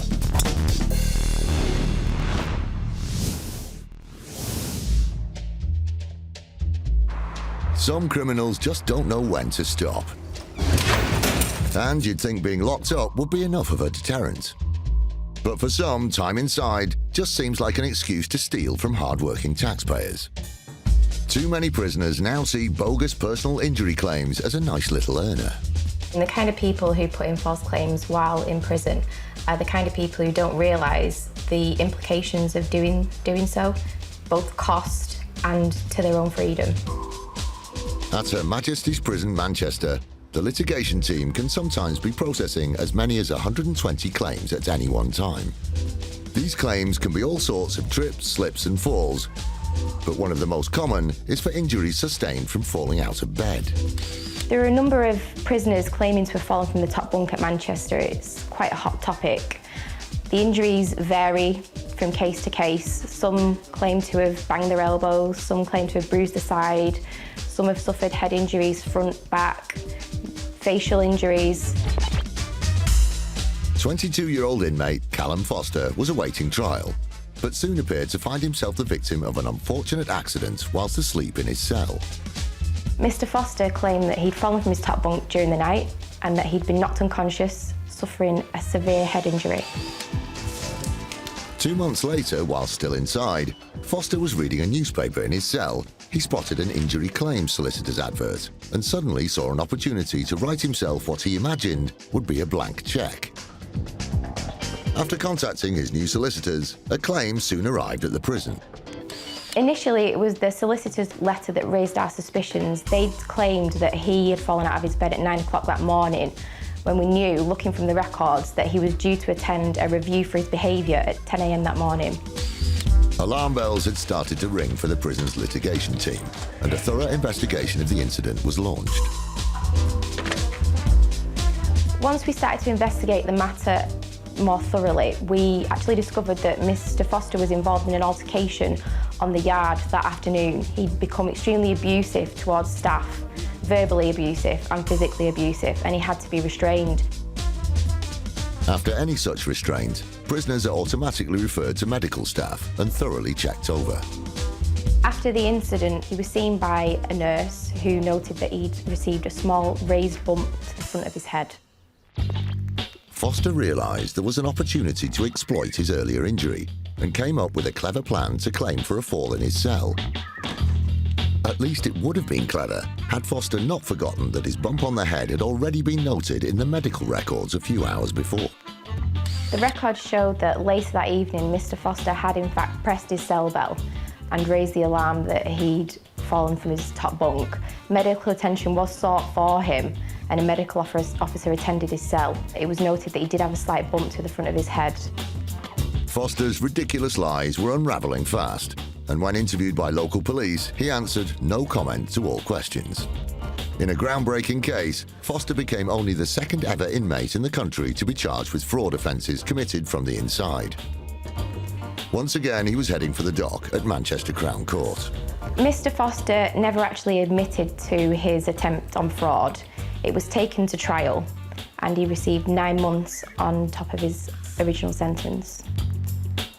In court, a jury found Foster guilty and the judge was damning in his verdict. He told Foster, "No one should be under any illusion about the lack of resources public services have. Any such drain is to be abhorred, particularly by someone who has had such an antisocial history as you have."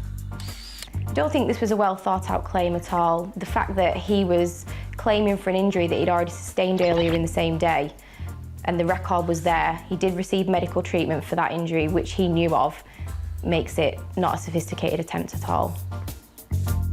Foster was looking for a bumper payday, knowing that substantial compensation had already been paid to prisoners. But his plan backfired, and instead he was landed with an extra 9 months inside.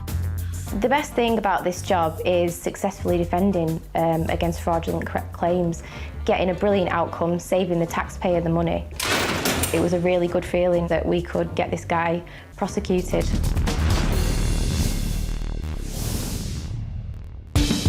Still to come, the Asset Protection Unit play cat and mouse with an evasive customer whose borrowed car has crossed the point of no return.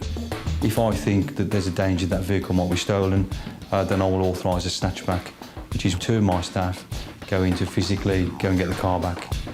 And an insider trader on the fiddle gets an unexpected visit from the IFED team. And it wasn't long before Mr. Clegg received the famous knock on the door from IFED, and his skullduggery was uncovered.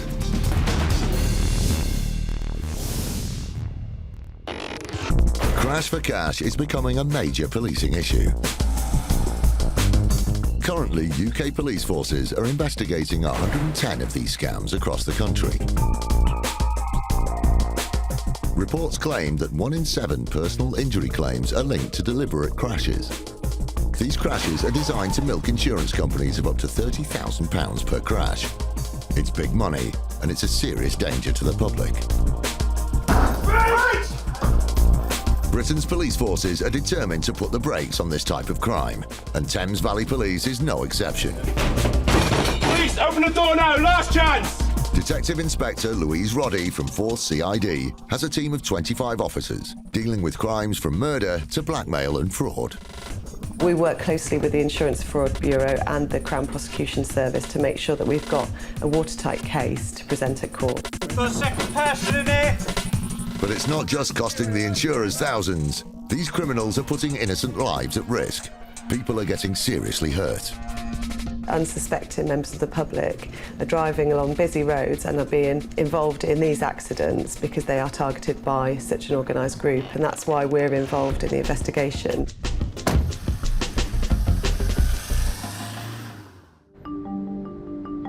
It's early morning at HQ.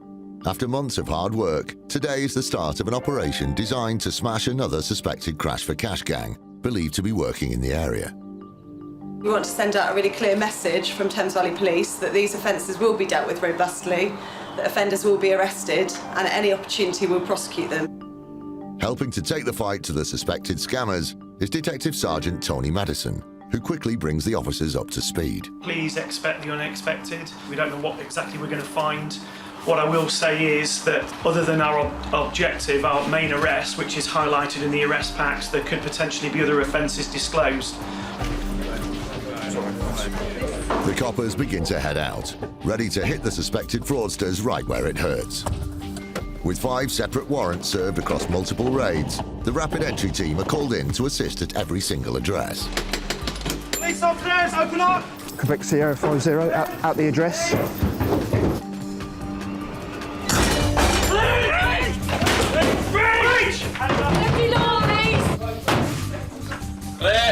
That's our man, security, that's our man. You're under arrest on suspicion of fraud. 3 suspects have already been arrested and taken away for further questioning. Evidence has been seized at various premises during 4 multiple raids so far. With just 1 address left to target, the team are hopeful that another suspected fraudster is about to be brought to book by the police.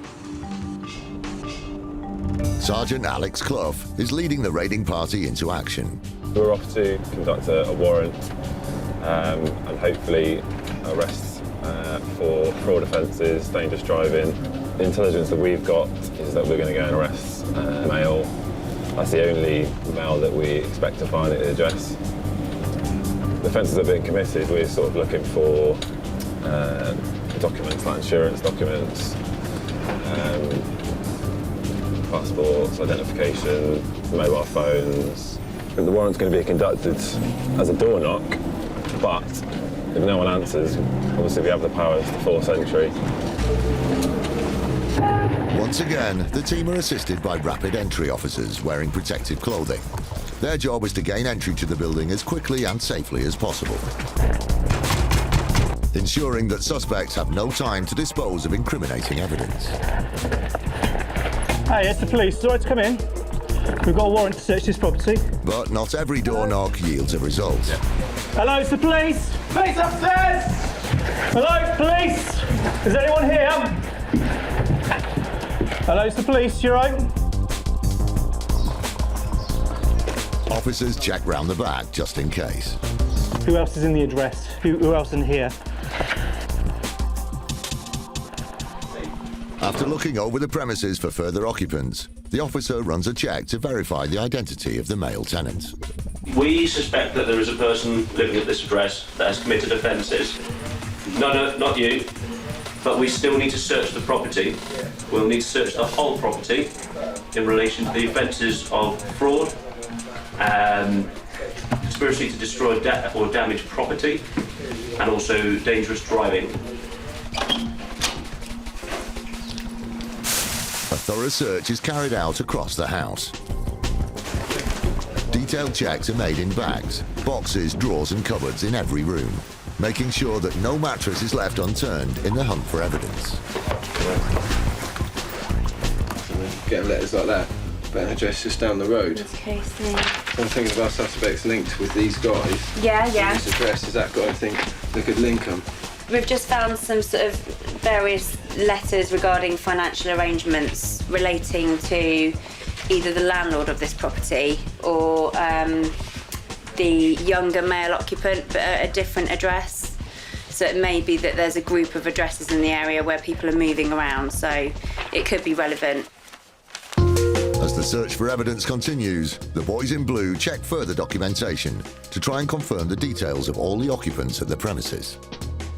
We've detained 3 persons, done some checks on them, and we're confident that they are not connected to the person that we were after originally, with some valuable intelligence, but unfortunately not the suspect that we were after. This morning's search is over, but contacting the owner of the property may yield further clues. That's us done. We've got some details of the landlord which we're going to progress with to find out whether or not our suspect lived here and perhaps afford an address to where they've gone to. Whilst this team didn't get to arrest their man, the wider case remains under investigation, and the police's commitment to reduce crash for cash crime in the area continues.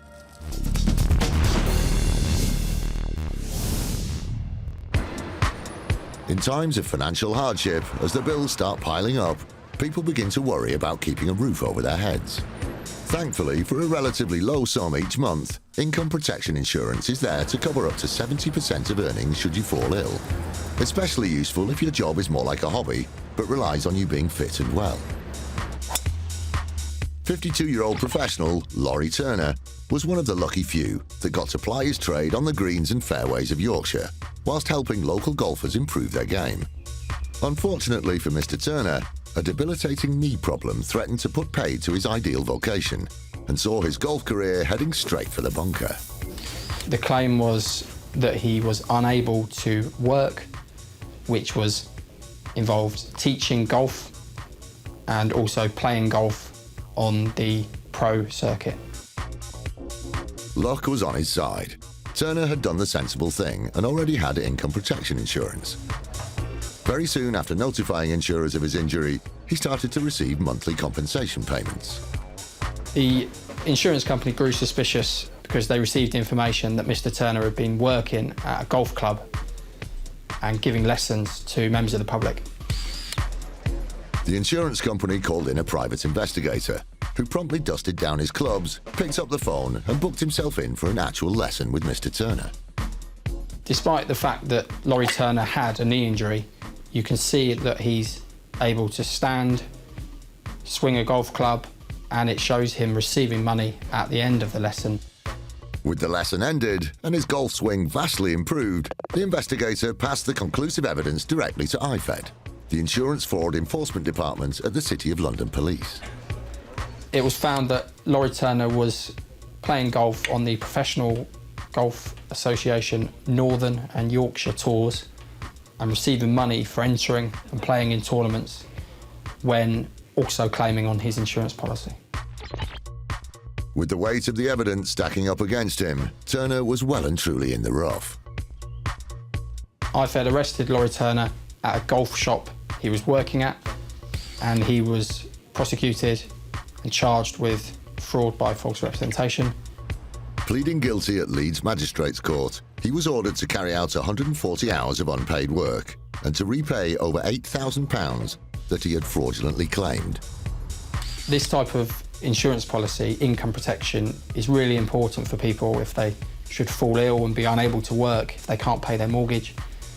But unfortunately, Laurie Turner abused this policy by continuing to work and play golf and give golf lessons whilst receiving money from the insurance company.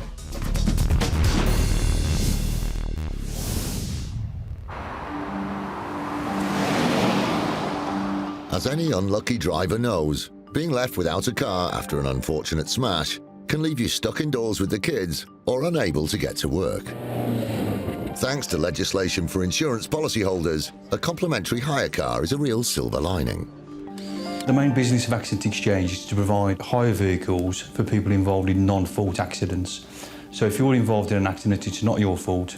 Accident Exchange can provide you with a like-for-like replacement car. Unfortunately, what's great news for motorists can also be good news for fraudsters on the lookout for a free ride. Within Accident Exchange, the Asset Protection Unit, or APU, help keep a watchful eye on the fleet. We have about 3,000 vehicles, mainly prestige vehicles, and APU's main role is protecting those assets. Once the client's vehicle is repaired and sent back, they must return the replacement hire vehicle to the legal owners. 99% of clients and customers give the vehicle back and there's no problem. There's just the 1% where we need to take significant action. When a customer fails to return the car and starts ignoring calls, Neil is placed on red alert. If they continue to drive, they will be breaking the law as the insurance is now invalid. There's an increased chance that the vehicle may go missing or be passed to a third party. If I think that there's a danger that vehicle might be stolen, then I will authorise a snatchback, which is 2 of my staff go in to physically go and get the car back. Snatchbacks are when the car's legal owners use a spare key to take the vehicle back directly from its location. Used as a last resort, this type of operation always carries an element of risk. It's 6 a.m. It's been a very early start for APU's Matt Sperrin and his colleague Erin Sims, who set off from HQ at 3 o'clock this morning. They're making their way to the family home of a client who hasn't returned a vehicle to Accident Exchange. The hire company who've lent the vehicle out, they've been trying to communicate with these people for quite some time to get the vehicle back. Their period of hire has ended, but now they've got to the point where they can't communicate with the clients. They've been trying to call them, there's no answers, they won't reply to voicemails, emails, letters, texts and whatever else has been sent to them. So the only option that's been left to them to protect their asset is to recover the vehicle. They've given us the basic details of who these people are. We've done some background checks, and it's just felt that the safest and easiest and best way to resolve the situation is to get the vehicle back in a covert manner. Hence the reason we've got the spare keys. We can use technology within the vehicle to see where it's parking overnight, to see what sort of times it starts up and moves in the morning. And should they be true to form, the vehicle should be parked up there now when we get there. Hopefully it won't be in a gated property and we'll be able to just get in it and scoot away. As well as the all-important spare key, Matt has some clever tracker technology at his disposal. Using a smartphone app, he pinpoints the vehicle's exact location. It's only very small, tight side street, so. Matt doesn't know what to expect when he attempts to snatch the car back from the client's drive. It's this right here, just behind this van. With an eyeball on the vehicle, it's important they position themselves for a quick getaway. Go in there, turn around, and you can just sit in the entrance here, facing out, ready to go. And you can see down there then as well. I can see the vehicle there. You'll be able to see me getting into it. There. Matt's finally located the car, and snatchback is go, go, go. So the vehicle's parked up on the side street opposite us now. It seems fairly open, it's not gated. We may have to reverse up. I don't think we're going to get time to do a 3-point turn, so we're just going to get in there, get in as quick as we can, and get on the main road and get away.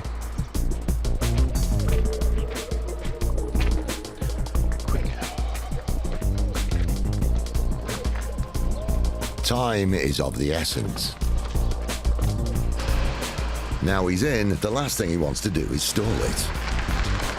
Matt has to be careful not to wake the client who's sleeping like a baby. He has to be quick and discreet. Snatchback complete. Successful recovery. It's always difficult when we're getting vehicles back from down little side roads, side streets. You know, you've got to manoeuvre something out. This is quite a big vehicle, so managed to get out there, no damage. This is probably, what, £30,000 worth of someone's hard-earned money. And if it was 30 grand in cash in a bag, you know, we'd all be jumping up and down trying to get it back.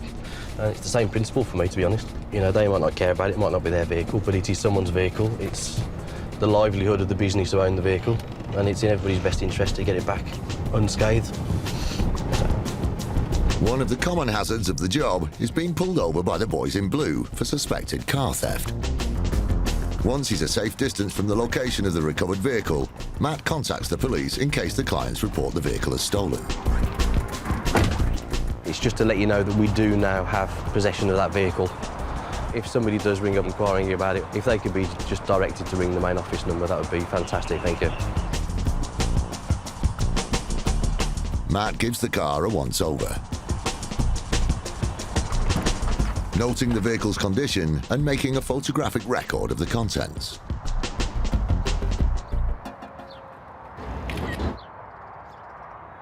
The car itself is in a complete state.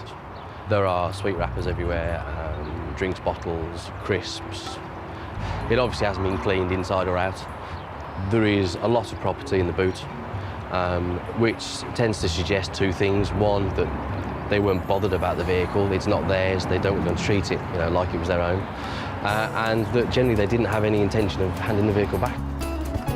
Unfortunately for Accidents Exchange, the costs are still rising. Despite recovering their valuable asset, the car needs petrol to get to HQ, and they will still have to pay to return the car's contents to the clients. I think they feel it's a victimless crime. They look upon hire companies or credit hire or whoever they've had the vehicle from, and they'll look at the business, especially if it's a large national company or international company, and they'll say, well, they've got thousands of cars, hundreds of thousands of cars. It doesn't matter to them. Whereas the truth of the matter is, it is valuable to someone. It is £30,000 worth of vehicle.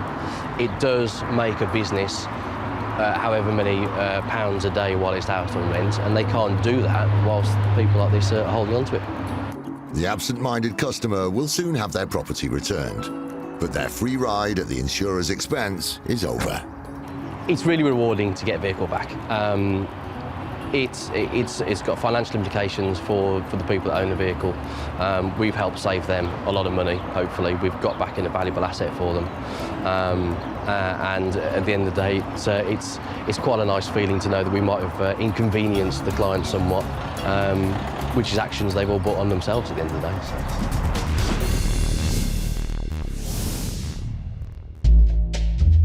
Insurance fraud comes in all shapes and sizes. It's committed by a whole variety of people, regardless of background or profession. From labourers to doctors, and from lawyers to footballers, it's always surprising to hear who's on the take. Even more shocking is when it happens from within the very area of business trying so hard to stamp it out. The insurance industry. Mr. Clegg was employed by one of the main insurers as an insurance claims manager. So his day-to-day role would have been examining claims that come into the company and sorting those out, ones that should be paid out and ones that perhaps require a bit more scrutiny before they get paid. Now firmly established as the head of the claims team, it didn't take long before Michael Clegg abused his position of trust. He was soon turning his daily toil in the office to his own financial advantage. Mr. Clegg recruited 3 of his friends and got them to submit 3 separate fraudulent claims, each for medical disabilities and instances. He oversaw each one through the system and made sure that that claim was paid out back to his friend. Fraudster Clegg cooked the books so that 3 separate claims were paid out over a 5-month period. The whole scam depended on Mr. Clegg being in the position within the company that he was and him overseeing the checks and balances that would have kicked in and making sure the claims were paid out. This happened once, twice, 3 times.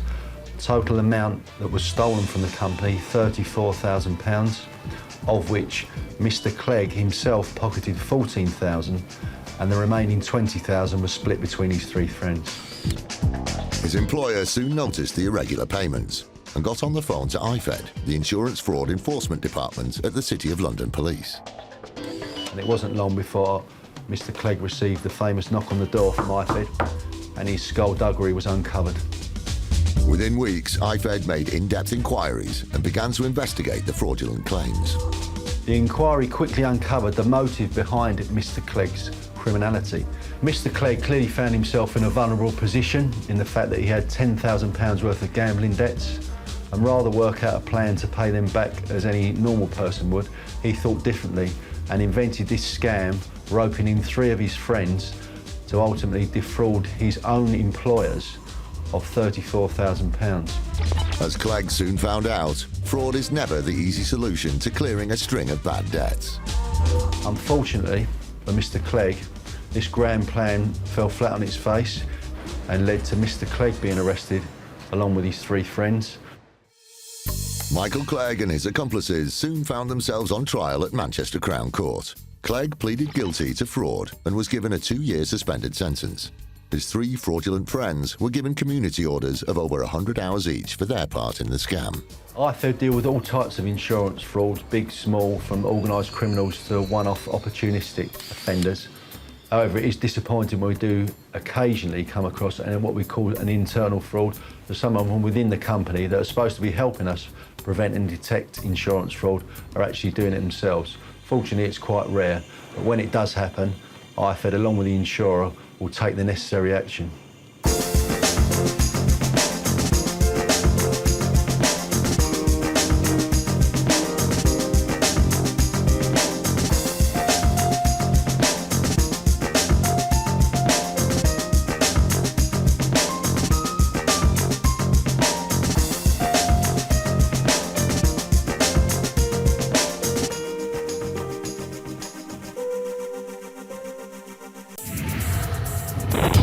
Insurance fraud in the UK has hit epidemic levels. It's costing us around £2 billion every year. That's almost £6 million a day. Deliberate crashes, bogus personal injuries, even phantom pets. The fraudsters are risking more and more to make a quick killing, and every year it's adding over £50 to your insurance bill. But insurers are fighting back, exposing around 14 fake claims every hour. Armed with covert surveillance systems, subject out the vehicle, sophisticated data analysis techniques, and a number of highly skilled police units. They're catching the criminals red-handed. Just don't lie to us. All those con men, scammers, and cheats on the fiddle are now caught in the act and claimed and shamed.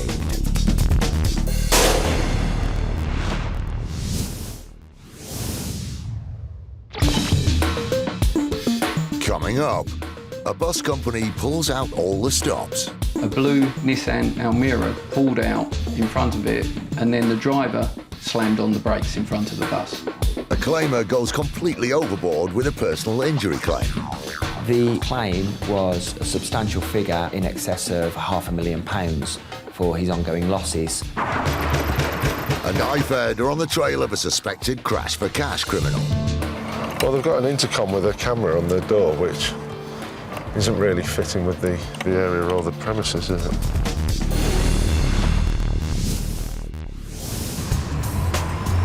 Being a bus driver can be a tricky business.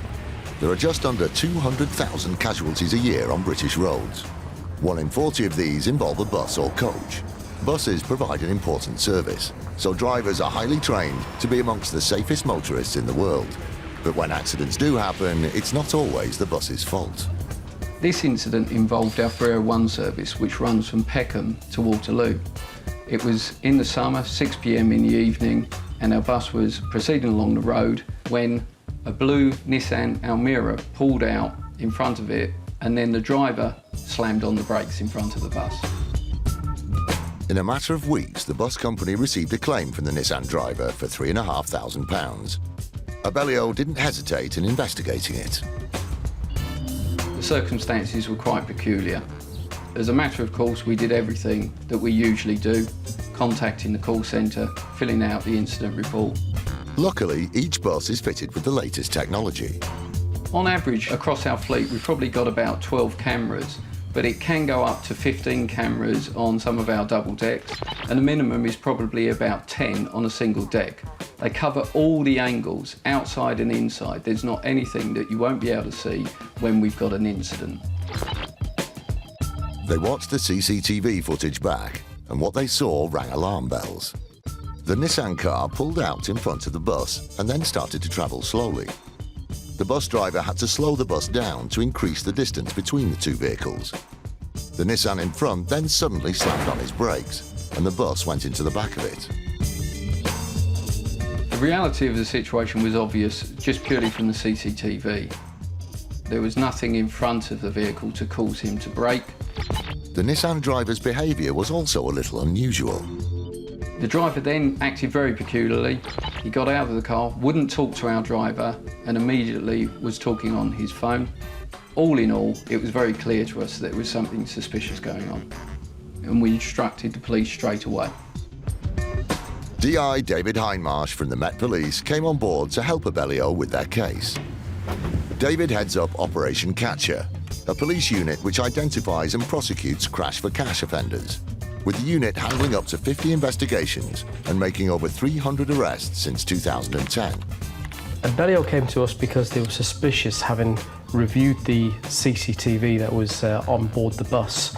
They believed that the car in front had deliberately slammed on its brakes during an emergency stop, causing the bus to crash into the back. The bus had around about 30 passengers on board that day, some of which may have been standing, but even the simplest of braking of the bus could have caused them to fall over, injure themselves seriously. The cops could clearly see what had happened and put 2 and 2 together. Having reviewed the bus CCTV and having the experience of these type of incidents, we decided that this was a potentially induced collision. It had been deliberately induced so that the car in front of the Nissan Almera driver could defraud the insurance company, i.e. get some compensation.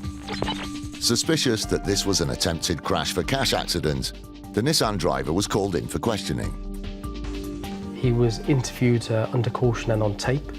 The allegation was put to him that this was a deliberate act for the purposes of claiming off the insurance companies. He denied this. He simply said the bus had been driving too close to the back of his car and had actually collided with him. The fraudster was convicted at Woolwich Crown Court of dangerous driving and fraud by misrepresentation. He was disqualified for 12 months and given 100 hours of community service. This result was a good result for us. It's good that the jury recognised that this was in fact a cash for crash and believed the bus driver, because they are difficult to prosecute. There were 30 passengers on board that bus. Any one of those could have been seriously injured or even killed. I'm happy that he's actually now got a criminal record and will think twice about doing this thing in future. A lot of thought goes into making the claim after the incident. People sometimes think they can get away with it, but given the equipment and given the investment that the bus companies have put in, it's highly unlikely that they will ever succeed. Coming up, a claimer doubles his chances with his insurance claim. The photographs that were supplied as proof of the damage that were caused looked remarkably similar. And a claim for a piece of jewellery loses its glimmer. Either he had lost 2 bracelets, or the bracelet that was lost on this occasion actually didn't exist.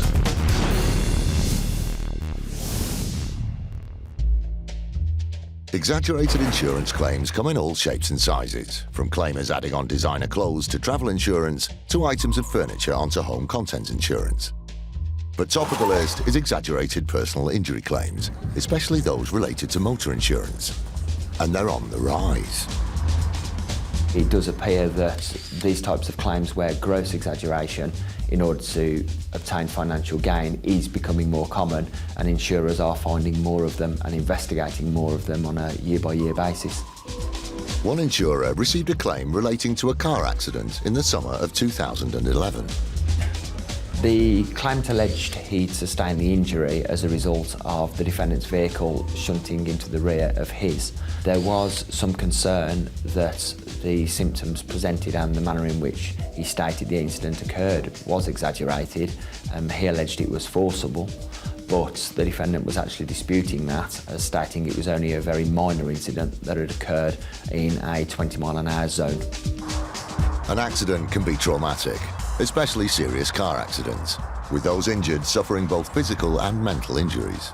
The claimant was alleging that he was unable to stand or sit for any longer than 20 minutes without the onset of pain. He was also alleging he wasn't able to carry anything heavier than light shopping bags. And in addition, and most importantly, he was unable to work and had actually had to give up his job as a direct result of the injuries he suffered. With a prognosis of only 50% recovery and the possibility of needing a full-time carer for the future, it wasn't looking good for the injured claimer. The claimant's claim was a substantial figure which was reserved in excess of £500,000 for his ongoing losses.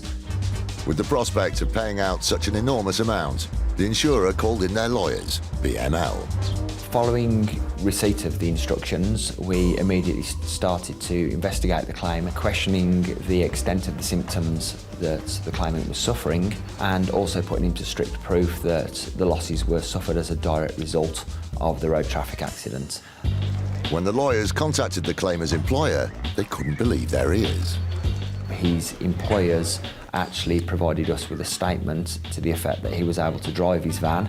He was able to actually lift and carry significant crates and containers which weighed approximately the same as a washing machine, and he was able to undertake all of this whilst he was reporting to the medical experts that he was unable to work. The plot thickened when further clues were uncovered online. We searched social media and obtained images which seemed to show that the claimant was able to undertake tasks such as carrying his child, and also his mobility seemed far greater than he was reporting to his medical experts. The insurers had no doubt that the claimer had blown his personal injuries out of proportion. To save incurring substantial litigation costs and the risks incurred around pursuing this claim further, we would make a significantly low offer to the claimant to settle his claim, highlighting we had concerns over his credibility and the fact that we didn't believe all of the symptoms presented to his medical experts were an accurate picture of his true day-to-day life. Realising that he'd been caught out, the claimer was willing to negotiate his claim. The case actually concluded at a very significantly low figure, approximately a few £1,000s, which was against a case reserve of over £500,000. So there was substantial savings made. He ultimately accepted our very low offer and walked away from the claim at that point in time.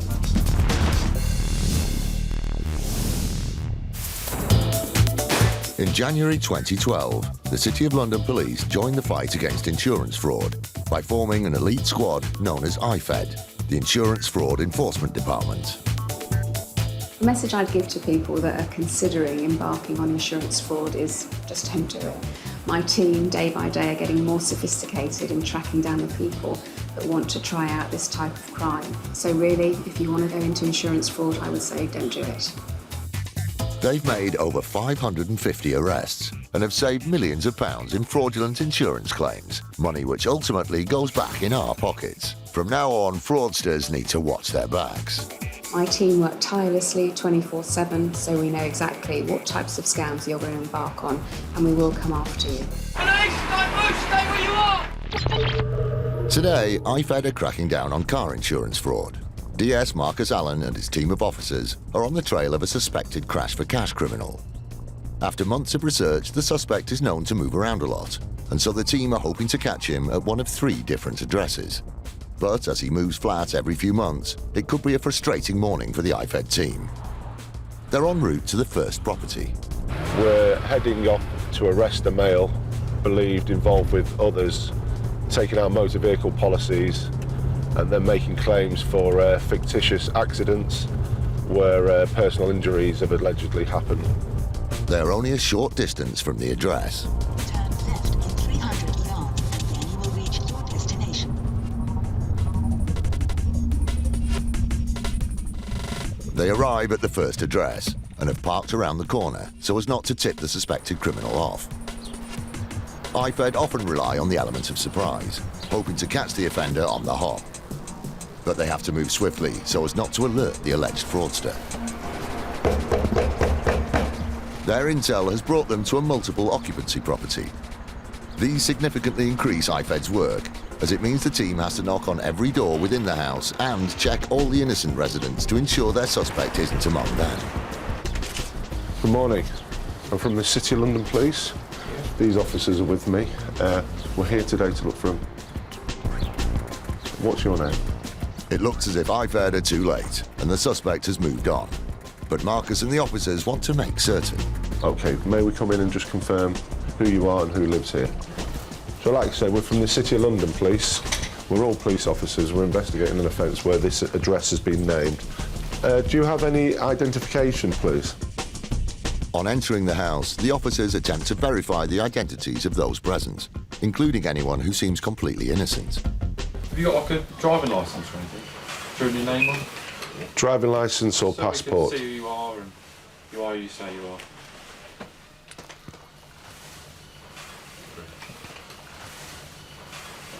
Thank you.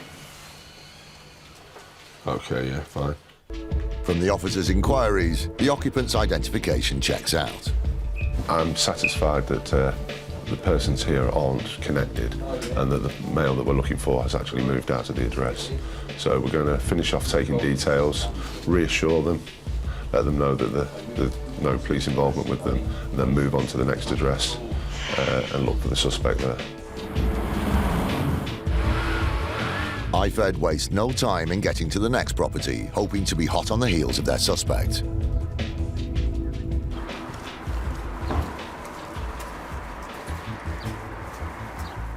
Within minutes of Marcus arriving, the occupants open the door.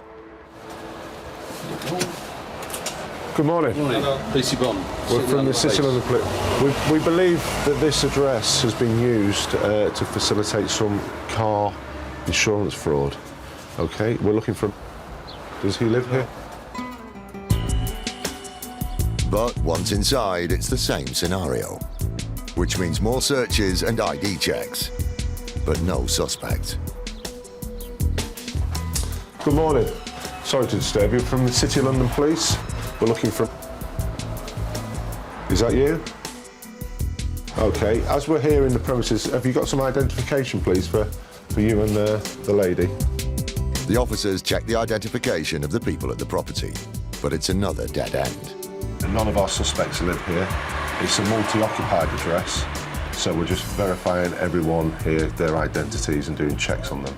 If that's all satisfactory, we'll now move on to the third address. With such a transient suspect, the IFED team have their work cut out trying to track him down. Marcus's day isn't exactly going as planned. The day's operation is being renamed Wild Geese. Whilst it's frustrating that not all raids go to plan, the IFED team are still able to gather information about the suspect's movements, and they can now eliminate the other locations from their search. Sadly for Marcus and the team, conducting a mini tour of the area is just part of the job. But they have another property to check out. Within minutes, Marcus and the team arrive at their final address.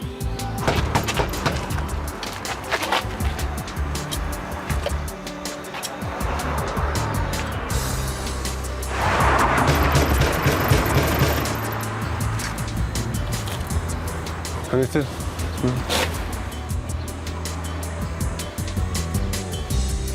Well, if it is, they're not going to answer the door, are they? I'll just have a look. No one has answered the door, and they can't tell if anyone's in, but something about the property just doesn't seem right to the officers. Well, they've got an intercom with a camera on the door, which isn't really fitting with the area or the premises, is it? No. The property appears unoccupied. However, somebody's gone to great lengths to make it very secure. There's a camera intercom on the door. The lock is quite a sizable, expensive lock. And at the back, there's foil lining on the windows. So we are quite keen to get inside and find out what's going on. Time is running out, but entering by force is seen as a last resort. With the help of officers back at base, Marcus attempts to track down the house owner. One of the officers has contacted the landlord, speaking to him now to see if he'll let us in to check there's no suspects in the flat. The property owner is on their way to assist the officers. But just as the team are preparing to enter the residence, they get a call from a colleague. The outcome is this premises, we found out that it was a brothel with prostitutes working here. Hence the security measures that they've taken. We've now confirmed with the landlady that it's empty, and we've spoken to the local police who've confirmed that they've taken action and that it's now empty and there's no criminality going on there.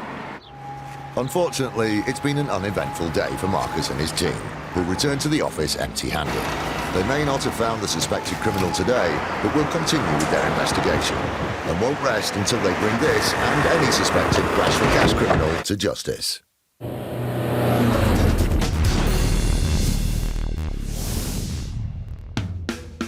Accidents happen all the time in the home, from spillages on carpets to accidents with a hot iron, which is why accidental damage is one of the most common reasons for making a claim on home contents insurance. With advances in science and forensics, insurers can determine the truth behind some of these claims. Dr. Andrew Moncrief works for one of the leading forensic science organisations in the country. For any incident, if something falls over, bends, breaks, blows up or is damaged, it'll be damaged in a way that follows various physical laws. And those laws are often predictable, often easy to study. If we come across something which seems to suggest that those laws have not been followed, then it implies human intervention. In his time, Andrew has helped investigators with many accidental claims on home insurance, from spills of nail varnish on sofas to bleach and glue on carpet. But one spillage crops up more often than others. Paint spills are an interesting claim for us or an interesting type of claim for us to investigate, because when you drop a tin of paint, it will spray itself around the room and over the furniture in some sometimes quite unpredictable ways.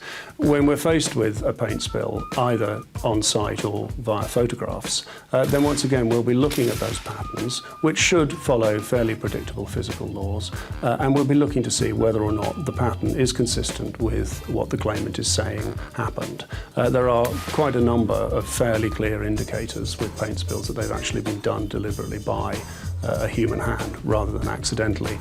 However, the use of Andrew's forensic skills by insurers for household accidents doesn't stop there. With an incident such as a claim for a damaged computer or a damaged television, we'll look at things like stability. Is it possible for the thing to have fallen off from where it was positioned? We'll then look at the surface that it's landing on, the height it's falling, and we'll try to tie that in with perhaps with test results from other items to see what sort of damage we expect from the impact that's been described to us. We'll also, of course, look at the number of impacts, because most things, if they're falling accidentally, only do it once. And we'll look at it and we'll see whether the damage to the television is consistent with the manner in which it's supposed to have fallen. And don't be fooled into thinking that a small claim won't be given the same attention by an insurer as a claim for thousands. It's actually quite difficult to simulate an accident perfectly, and the more complicated the accident, the more difficult it becomes. If we dig deeper and deeper and deeper into the incident, then there will nearly always be something to indicate that the claim has been created deliberately. But it's interesting because the amount of money that an insurer is willing to spend is sometimes considerably more than the actual value of the claim. If they find that they really do want to make a point, then we're sometimes funded really rather well to carry on looking deeper and deeper into a particular incident. Not only do people sometimes exaggerate their claims, but they also duplicate them. Insurer QBE received 2 claims related to a TV that were remarkably similar, with a faulty picture hook being at the centre of both claims. In the claim that was presented, it was alleged that the picture hook from the product was faulty and that it had fallen from the wall and damaged a TV casing. When the claimant submitted some photographs to support their claim, QBE thought everything seemed to be in order. The claim was submitted for reimbursement of the cost of replacement of the television, and QBE settled that case for the sum of £500. However, 12 months later, another claim landed on their desk. In 2012, QBE received a further claim for a faulty product, which was a picture frame. The picture frame hook was said to have been faulty, and this fell onto some personal property, damaging a TV and a television unit as well. Again, the claimer had photographs on hand to help support their claim. The second incident that was presented to us showed pictures of the television again, but also some additional photographs that showed damage to the television cabinet and also the area of where the picture frame had fallen from. Unluckily for the claimer, the insurer thought these photographs looked familiar. We immediately noticed on both instances was that the photographs that were supplied as proof of the damage that were caused looked remarkably similar. Let's just have another look. These are the photographs relating to the first claim of damage to the TV. And these are the photographs relating to the second claim. Yes, remarkably similar, I'd say. Although we could tell visually that the pictures looked the same, it still wasn't, in our opinion, enough to prove that they exactly were. The investigator had a few tricks up their sleeve and sent the photographs off for further examination. We forensically examined those pictures and we looked at the metadata that sits behind them. The metadata being almost a footprint of the image taken at a point in time. The photographs that were similar, that we suspected, did in fact show the same date stamp as the original claim that QBE had received. The claimer had been caught out, but the insurer wasn't happy just to give him a slap on the wrist. We felt we had enough evidence there to the criminal standard of proof, and that decision was taken then to refer the matter to the police, more specifically to the Insurance Fraud Enforcement Department. The Insurance Fraud Enforcement Department, IFED, didn't hesitate in calling the claimer in for an interview, where he held his hands up. He explained that the pictures that he had submitted in the second case were indeed from the first incident. That was a case that had been made by a previous partner of his for the faulty picture that had fallen. The claimer had the old photographs still on his camera. Now he had a new girlfriend, he thought he would use these pictures to his advantage. The claimant had indeed made his girlfriend phone QBE because he didn't feel he was able to portray himself well on the telephone and thus continue the claim that he'd made. The first claim was indeed genuine, but as the claimant had admitted that the second claim was fraudulent, he was given a police caution. He thought it was an easy way to make a claim. Unfortunately, we were able to quickly identify that the second case from that claimant was indeed a fraud.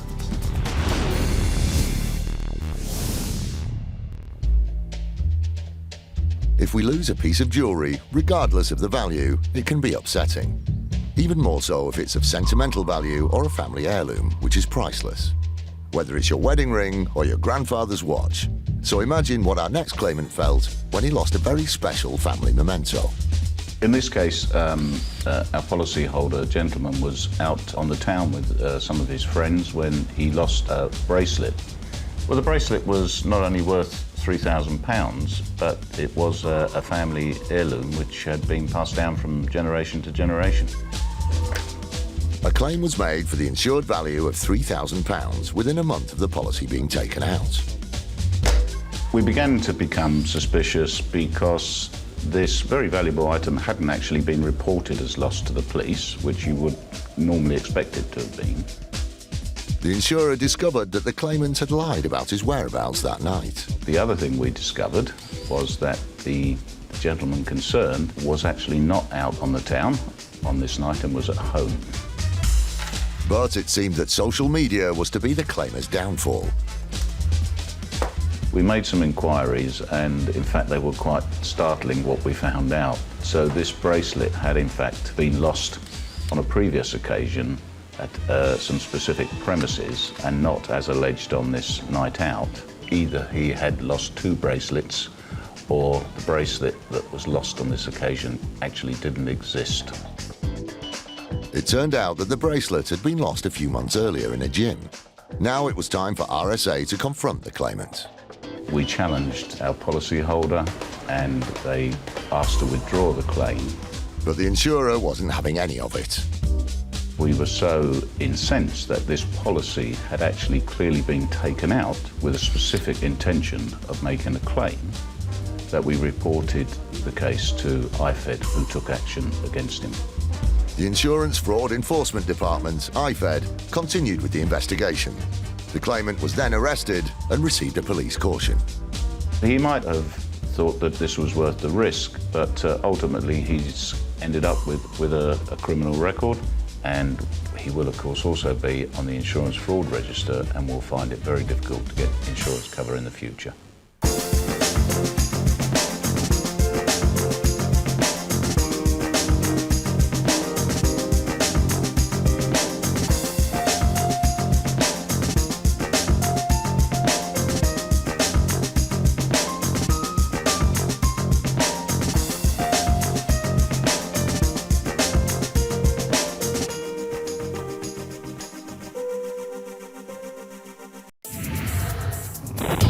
Insurance fraud in the UK has hit epidemic levels. It's costing us around £2 billion every year. That's almost £6 million a day. Deliberate crashes, bogus personal injuries, even phantom pets. The fraudsters are risking more and more to make a quick killing. And every year it's adding over £50 to your insurance bill. But insurers are fighting back, exposing around 14 fake claims every hour. Armed with covert surveillance systems, that's the subject out the vehicle, sophisticated data analysis techniques, and a number of highly skilled police units. They're catching the criminals red-handed. Just don't lie to us. All those con men, scammers and cheats on the fiddle are now caught in the act and claimed and shamed.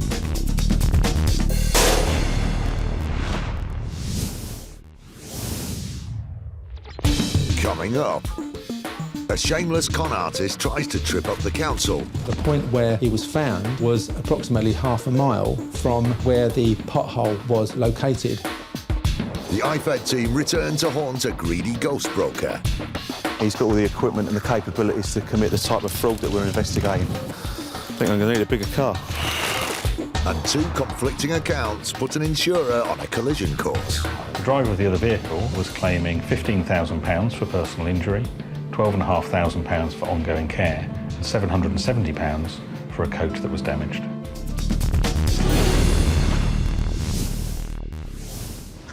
A walk in the park can be anything but if you forget to look where you're going.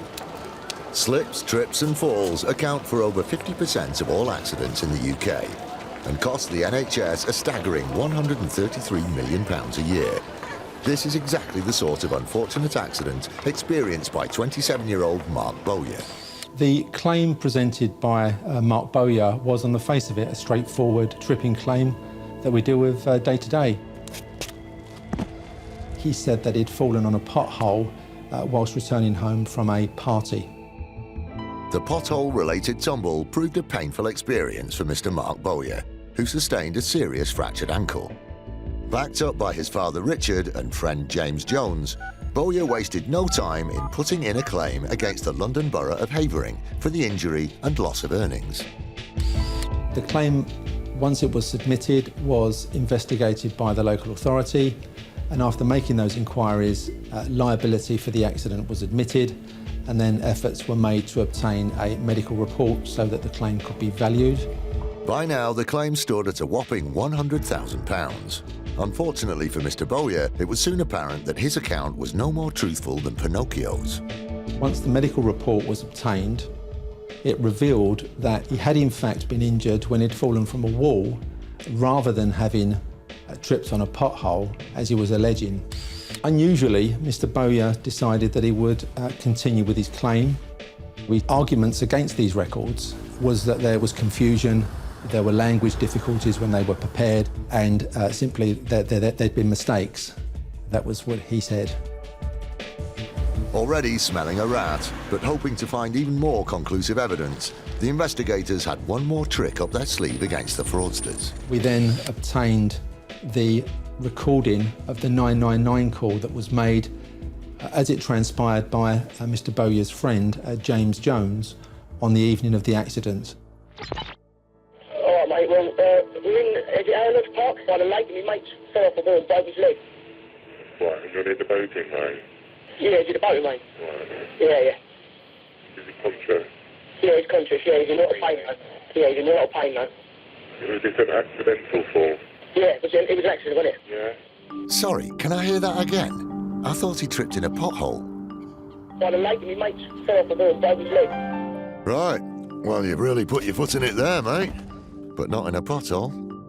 There was no mistake. Mr. James Jones was quite clearly heard speaking to Mark Bowyer at the same time, asking him what had happened, and you could hear both James Jones and Mark Bowyer confirming I'd fallen from a wall. How high is the wall? About 3 foot. About 3 foot, right. Yeah. Is he completely alert? Does he know where he is? Yeah, you know where you are, don't you, Mark? Huh? You know where you are, don't you? Yeah, he's all right, yeah. Yet it wasn't just the phone call that proved damning. A very useful piece of evidence in this case turned out to be the evidence of the ambulance crew. They were able to confirm where they'd parked their ambulance and where they eventually found Mr. Bowyer, which was near a boating lake. And at this point, we could then establish that the point where he was found was approximately half a mile from where the pothole was located. And funny enough, right by where he was found, there was in fact a 3-foot wall. After a short period of negotiation with Mr. Bowyer's solicitors, the claim was discontinued and he was required to pay the council's costs of that action. But that wasn't the end of the story. The council issued contempt of court proceedings against all 3 individuals, Mark Bowyer and his father Richard, as well as James Jones, who had backed up his story, all having lied in their earlier statements. Shortly before the trial of the contempt case, Mark Bowyer and his friend James Jones conceded that they had committed a fraud and they laid themselves to the mercy of the court. Richard Bowyer, however, said that he had no knowledge of the fraud and it was nothing to do with him. Therefore, we had to have a trial on the issue of the contempt of Richard Bowyer alone. He was an unimpressive witness and the judge was critical of the way in which he gave his evidence, suggesting that he gave an impression that he was making it up as he was going along. And furthermore, the judge took the view, when giving judgment, that Richard Bowyer was in fact the driving force behind the fraud. At the Royal Courts of Justice, the 3 men were sentenced for their greedy ploy to con Havering Council out of £100,000. Initial claimant Mark Bowyer received a 2-month prison sentence. His father Richard Bowyer received a 4-month prison sentence. And his friend James Jones was given 1 month behind bars. I think a custodial sentence is justified in this kind of case because money can be spent better elsewhere. It can be spent on care for the elderly, education, all sorts of other activities, rather than paying off fraudulent claimants. Still to come, a fridge fraudster finds himself frozen out. We decided to look at Mr. Johnson's insurance history. When we did that, we were frankly amazed. And the latest black box technology plays detective to help solve a mystery crash. Significantly, at the time of him saying that the collision had occurred, the vehicle was 2 miles away in a totally different location.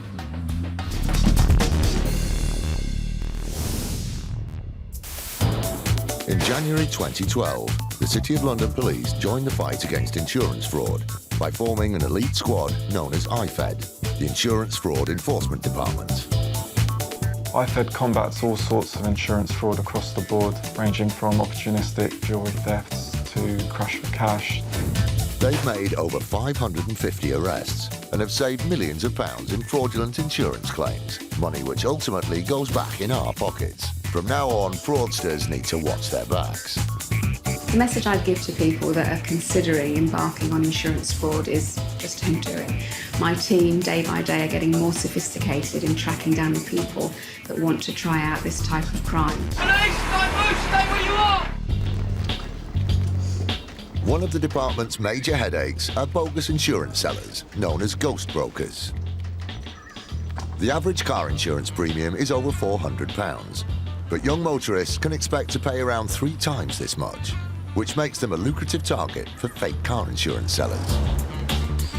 Ghost broking is where an individual will pose as a legitimate insurance broker. In fact, they are not. They will charge individuals a large amount of money and then give fraudulent details to an insurance company to obtain a premium which is far, far lower. They can make a lot of money for insurance policies that are in fact useless. These fraudsters pose as insurance middlemen who can cut costs and target drivers under 25 with insurance policies a few £100 less than the genuine products. The insurance policy either doesn't exist or is based on a completely different set of details, making the policy cheaper to buy but totally invalid for the young driver. 3 years ago, First Central Insurance found themselves the victim of a prolific fraudster. And one man that knows the case all too well is Glenn Marr, Director of Fraud. At the end of 2011, we noticed some unusual transactions. Insurance companies rate people on a number of factors. That's how we determine whether we insure somebody and how we set the premium for the risk. On these particular cases, there was a high number of years of no claim bonus, unusually high. And we factored it all together, all of it pointed to something being wrong. A number of identical no-claim discount letters claiming to be from another insurer soon highlighted the fraud.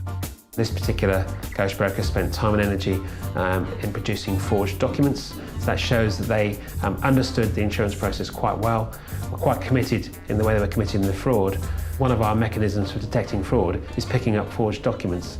So by way of producing the documents, they actually open the door for us to investigate even further. The fake documents were the final piece of the jigsaw. This ghost broker had given the game away, and the case was referred to IFED in 2012. This particular policy here was incepted, here it says, on the 24th of September of last year, and the person incepting that policy was paid an initial amount of £345.29. Now, the policy holder in this case I've spoken to since this policy was incepted, and he has informed me that he has paid in excess of £1,000 to this particular suspect. So there we go, just on one policy, he's paid £345, yet he's received in excess of £1,000 in cash from the policy holder. So that just demonstrates exactly how much money he's making. With the evidence stacked against him, Mark and the team head north to visit 33-year-old Atiq Khan. IFED believe the insurance scam was being run from here until 2012. We're going to go there today now and arrest him. We're then going to hopefully conduct a search of the address. And what I'm expecting to find, or what I'm looking for, is computer equipment, mobile telephones, and any documentation. But it's quite easy for these ghost brokers to actually set up. All they really need is a laptop, computer, any access to the internet, and 1 or 2 email addresses. We're aware of insurance policies that have been incepted through First Central Insurance. Yeah, well, there's 4 officers out, including myself today. 3 will go to the front door and hope to secure entry at the front door. However, 1 officer will go to the rear of the premises just in case our man decides to try and escape through the back door and over some garden fences. It's the next road up on the right.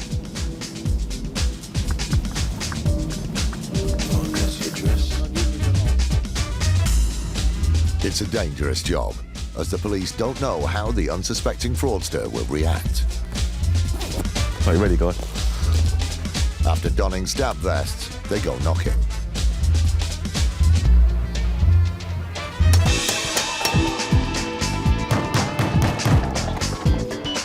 Window? CCTV. Morning. Morning, please. Can you come down and let us in, please? Thank you. Morning. Detective Sergeant Mark Fulton from the City of London Police. You Mr. Khan? Yeah. Ateek Khan? Yeah. Mind if I come in for a second, please, mate? Thank you. IFED have their man, but the cameras remain outside.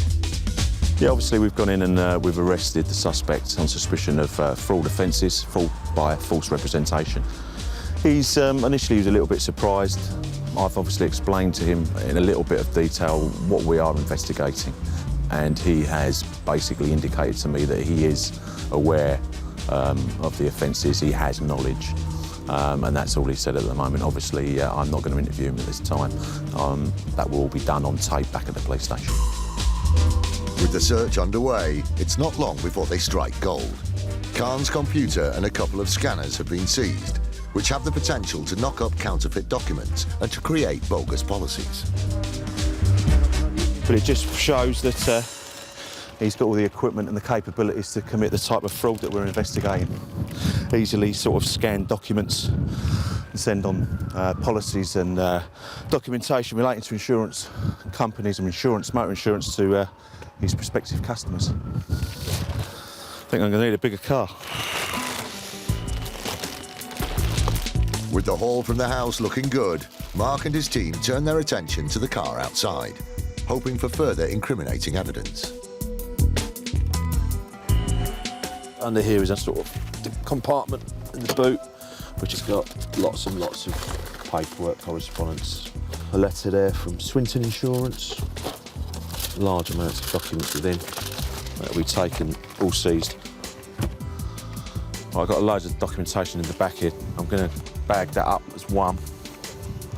Listen, I'll leave these three in the back seat for now. These are... Yeah, you got enough room? Get in your way. As the evidence mounts up, the officers make careful notes on everything they find. Ultimately, we found large amounts of insurance documentation.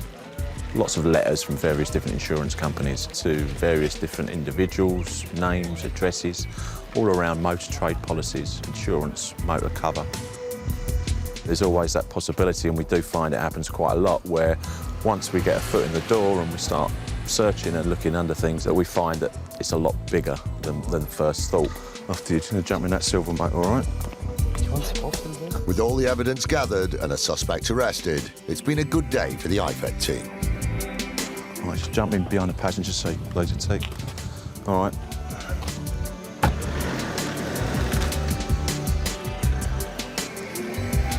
Two years later, and IFED now had a clear case against Mr. Khan, who soon found himself in the dock at the Old Bailey.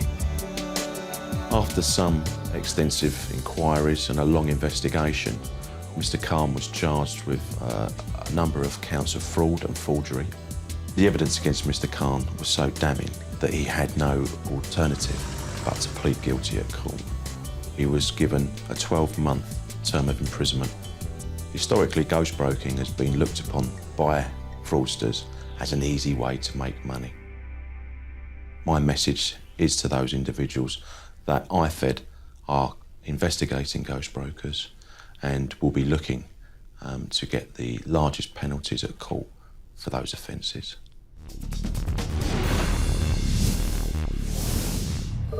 With congestion on Britain's roads getting worse, there's more chance than ever of finding yourself in a jam. However boring sitting in slow traffic may be, you owe it to yourself to keep an eye on the car in front. The claim was notified to us by our customer as a minor collision. He was driving home from the library one January morning. He told us that he'd been travelling very slowly. There was roadworks at the time with the traffic light control, so it was stop, start, stop, start, stop, start. Heavy congestion going forwards, and that he just tapped into the vehicle in front of him. This sounds like the sort of run-of-the-mill mishap that happens on our roads every day. So you can imagine their surprise when a claim arrived from the very motorist they bumped at very low speed. The driver of the other vehicle, a lady aged 50, was claiming £15,000 for personal injury, £12,500 for ongoing care, £770 for a coat that was damaged. We became suspicious because the circumstances described to us by our customer did not match up in any way, shape or form with what the claimant was alleging had happened. Now faced with two conflicting accounts of the same incident, the insurers began the search for the truth. The police report identified a witness who had seen the collision, and we subsequently spoke to him, and he was happy to give us a statement as to what he had seen at the time. He was a foreman on the roadworks where the accident occurred. He described the accident as happening at a very low speed. He said slower than a slow walk.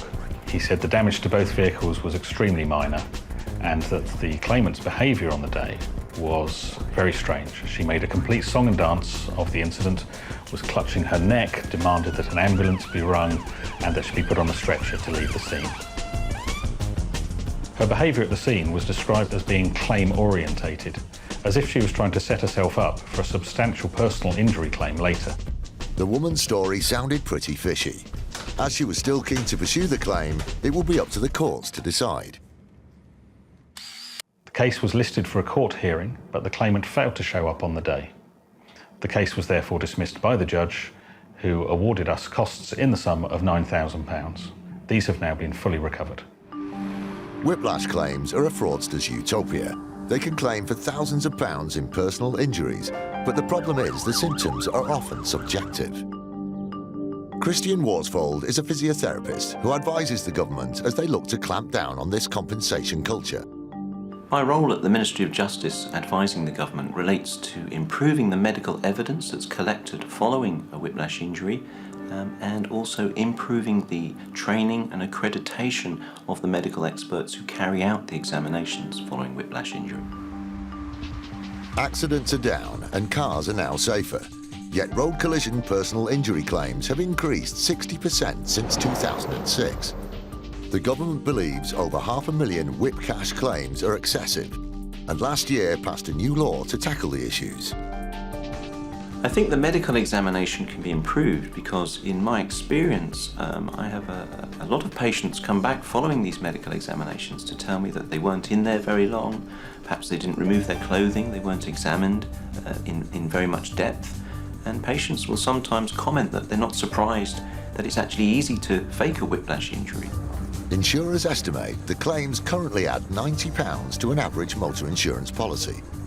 By improving diagnosis and making challenging cases easier, the government hopes the UK will lose its unenviable title of the whiplash capital of Europe and cut costs.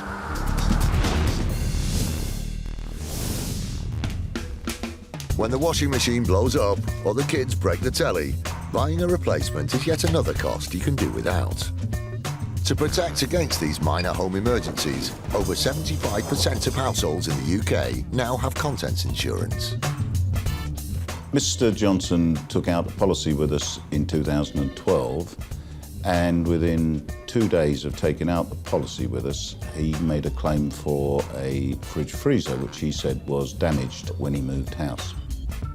As the claim was made just 2 days after the policy was taken out, the insurers were immediately suspicious, and they decided to probe a little further. We decided to just look at Mr. Johnson's insurance history, and when we did that, we were frankly amazed at the amount of previous claims that he had made, which he had failed to disclose to us when he took the policy out with us. It turned out that Mr. Johnson hadn't just begun with a single fridge freezer.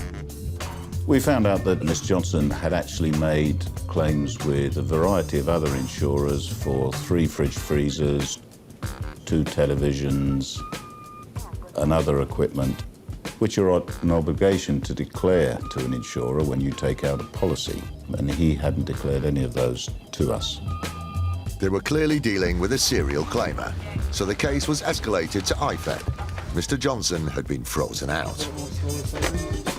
Whilst this was a relatively small claim, the fact that he had failed to disclose so many previous claims and the level of non-disclosure, we decided to report Mr. Johnson's case to the Insurance Fraud Enforcement Department.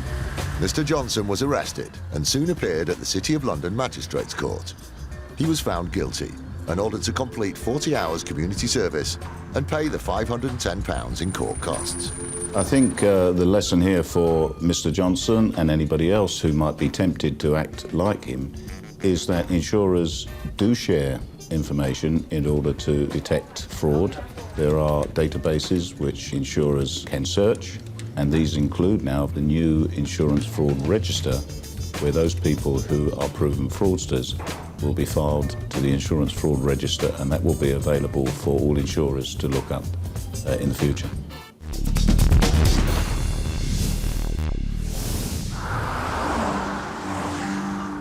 With a record 29 million cars now on Britain's roads, that's a huge amount of motor insurance needed and a lot of potential accidents around every corner.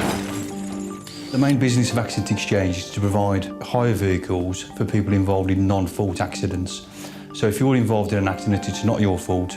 Accident Exchange can provide you with a like-for-like replacement car. We have about 3,000 vehicles, probably about £50 million worth of cars. With having a fleet of over 3,000 vehicles, it's inevitable that some of our vehicles are involved in accidents. Unfortunately for Neil and his team, some of these accidents aren't always what they seem. What we found out is because some clients use a hire car, which is covered on corporate insurance, then maybe they think they won't be investigated. They are investigated. Incredibly, Neil's cars are fitted with the equivalent of an aeroplane's black box recorder. And these telematics devices help investigators determine what happened to a car. Telematics is new technology that's fitted to some vehicles, not every vehicle, that will give us an immense amount of data. Most telematics devices now can tell us the location of the vehicle, the speed, the direction of travel, how it's been driven. It's one piece of a jigsaw in relation to an accident investigation. Martin Bramwell is managing director of a telematics company working alongside APU and is the go-to tech guy who can explain the science behind the data. The black box in this vehicle, or telematics unit if you like, is collecting data all of the time. Approximately every 1 minute we will collect the location and direction of travel of the vehicle, but it will also collect driving behaviours that are considered abnormal as soon as they occur. Fast accelerations greater than something around 0 to 60 in 10 seconds are recorded as a harsh acceleration event.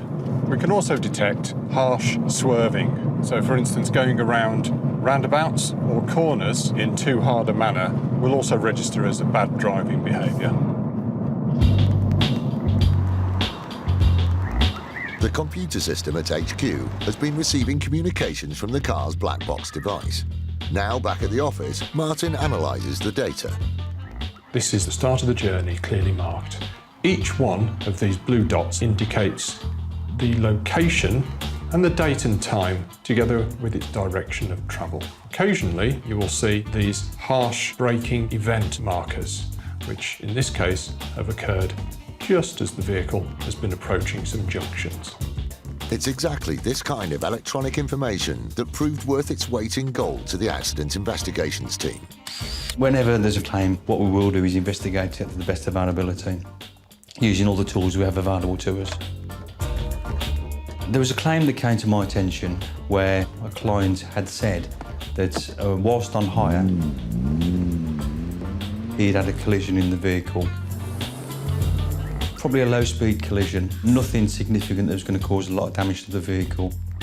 In a side road, so no CCTV opportunities, no independent witnesses, just a quiet road on a residential estate. And there were 3 personal injury claims in the other vehicle. The value of this claim was around about £20,000, a lot of money. With a lack of supporting evidence and no footage of the incident, it was hard to tell whether either party was telling the truth. Luckily for APU, technology became the expert witness.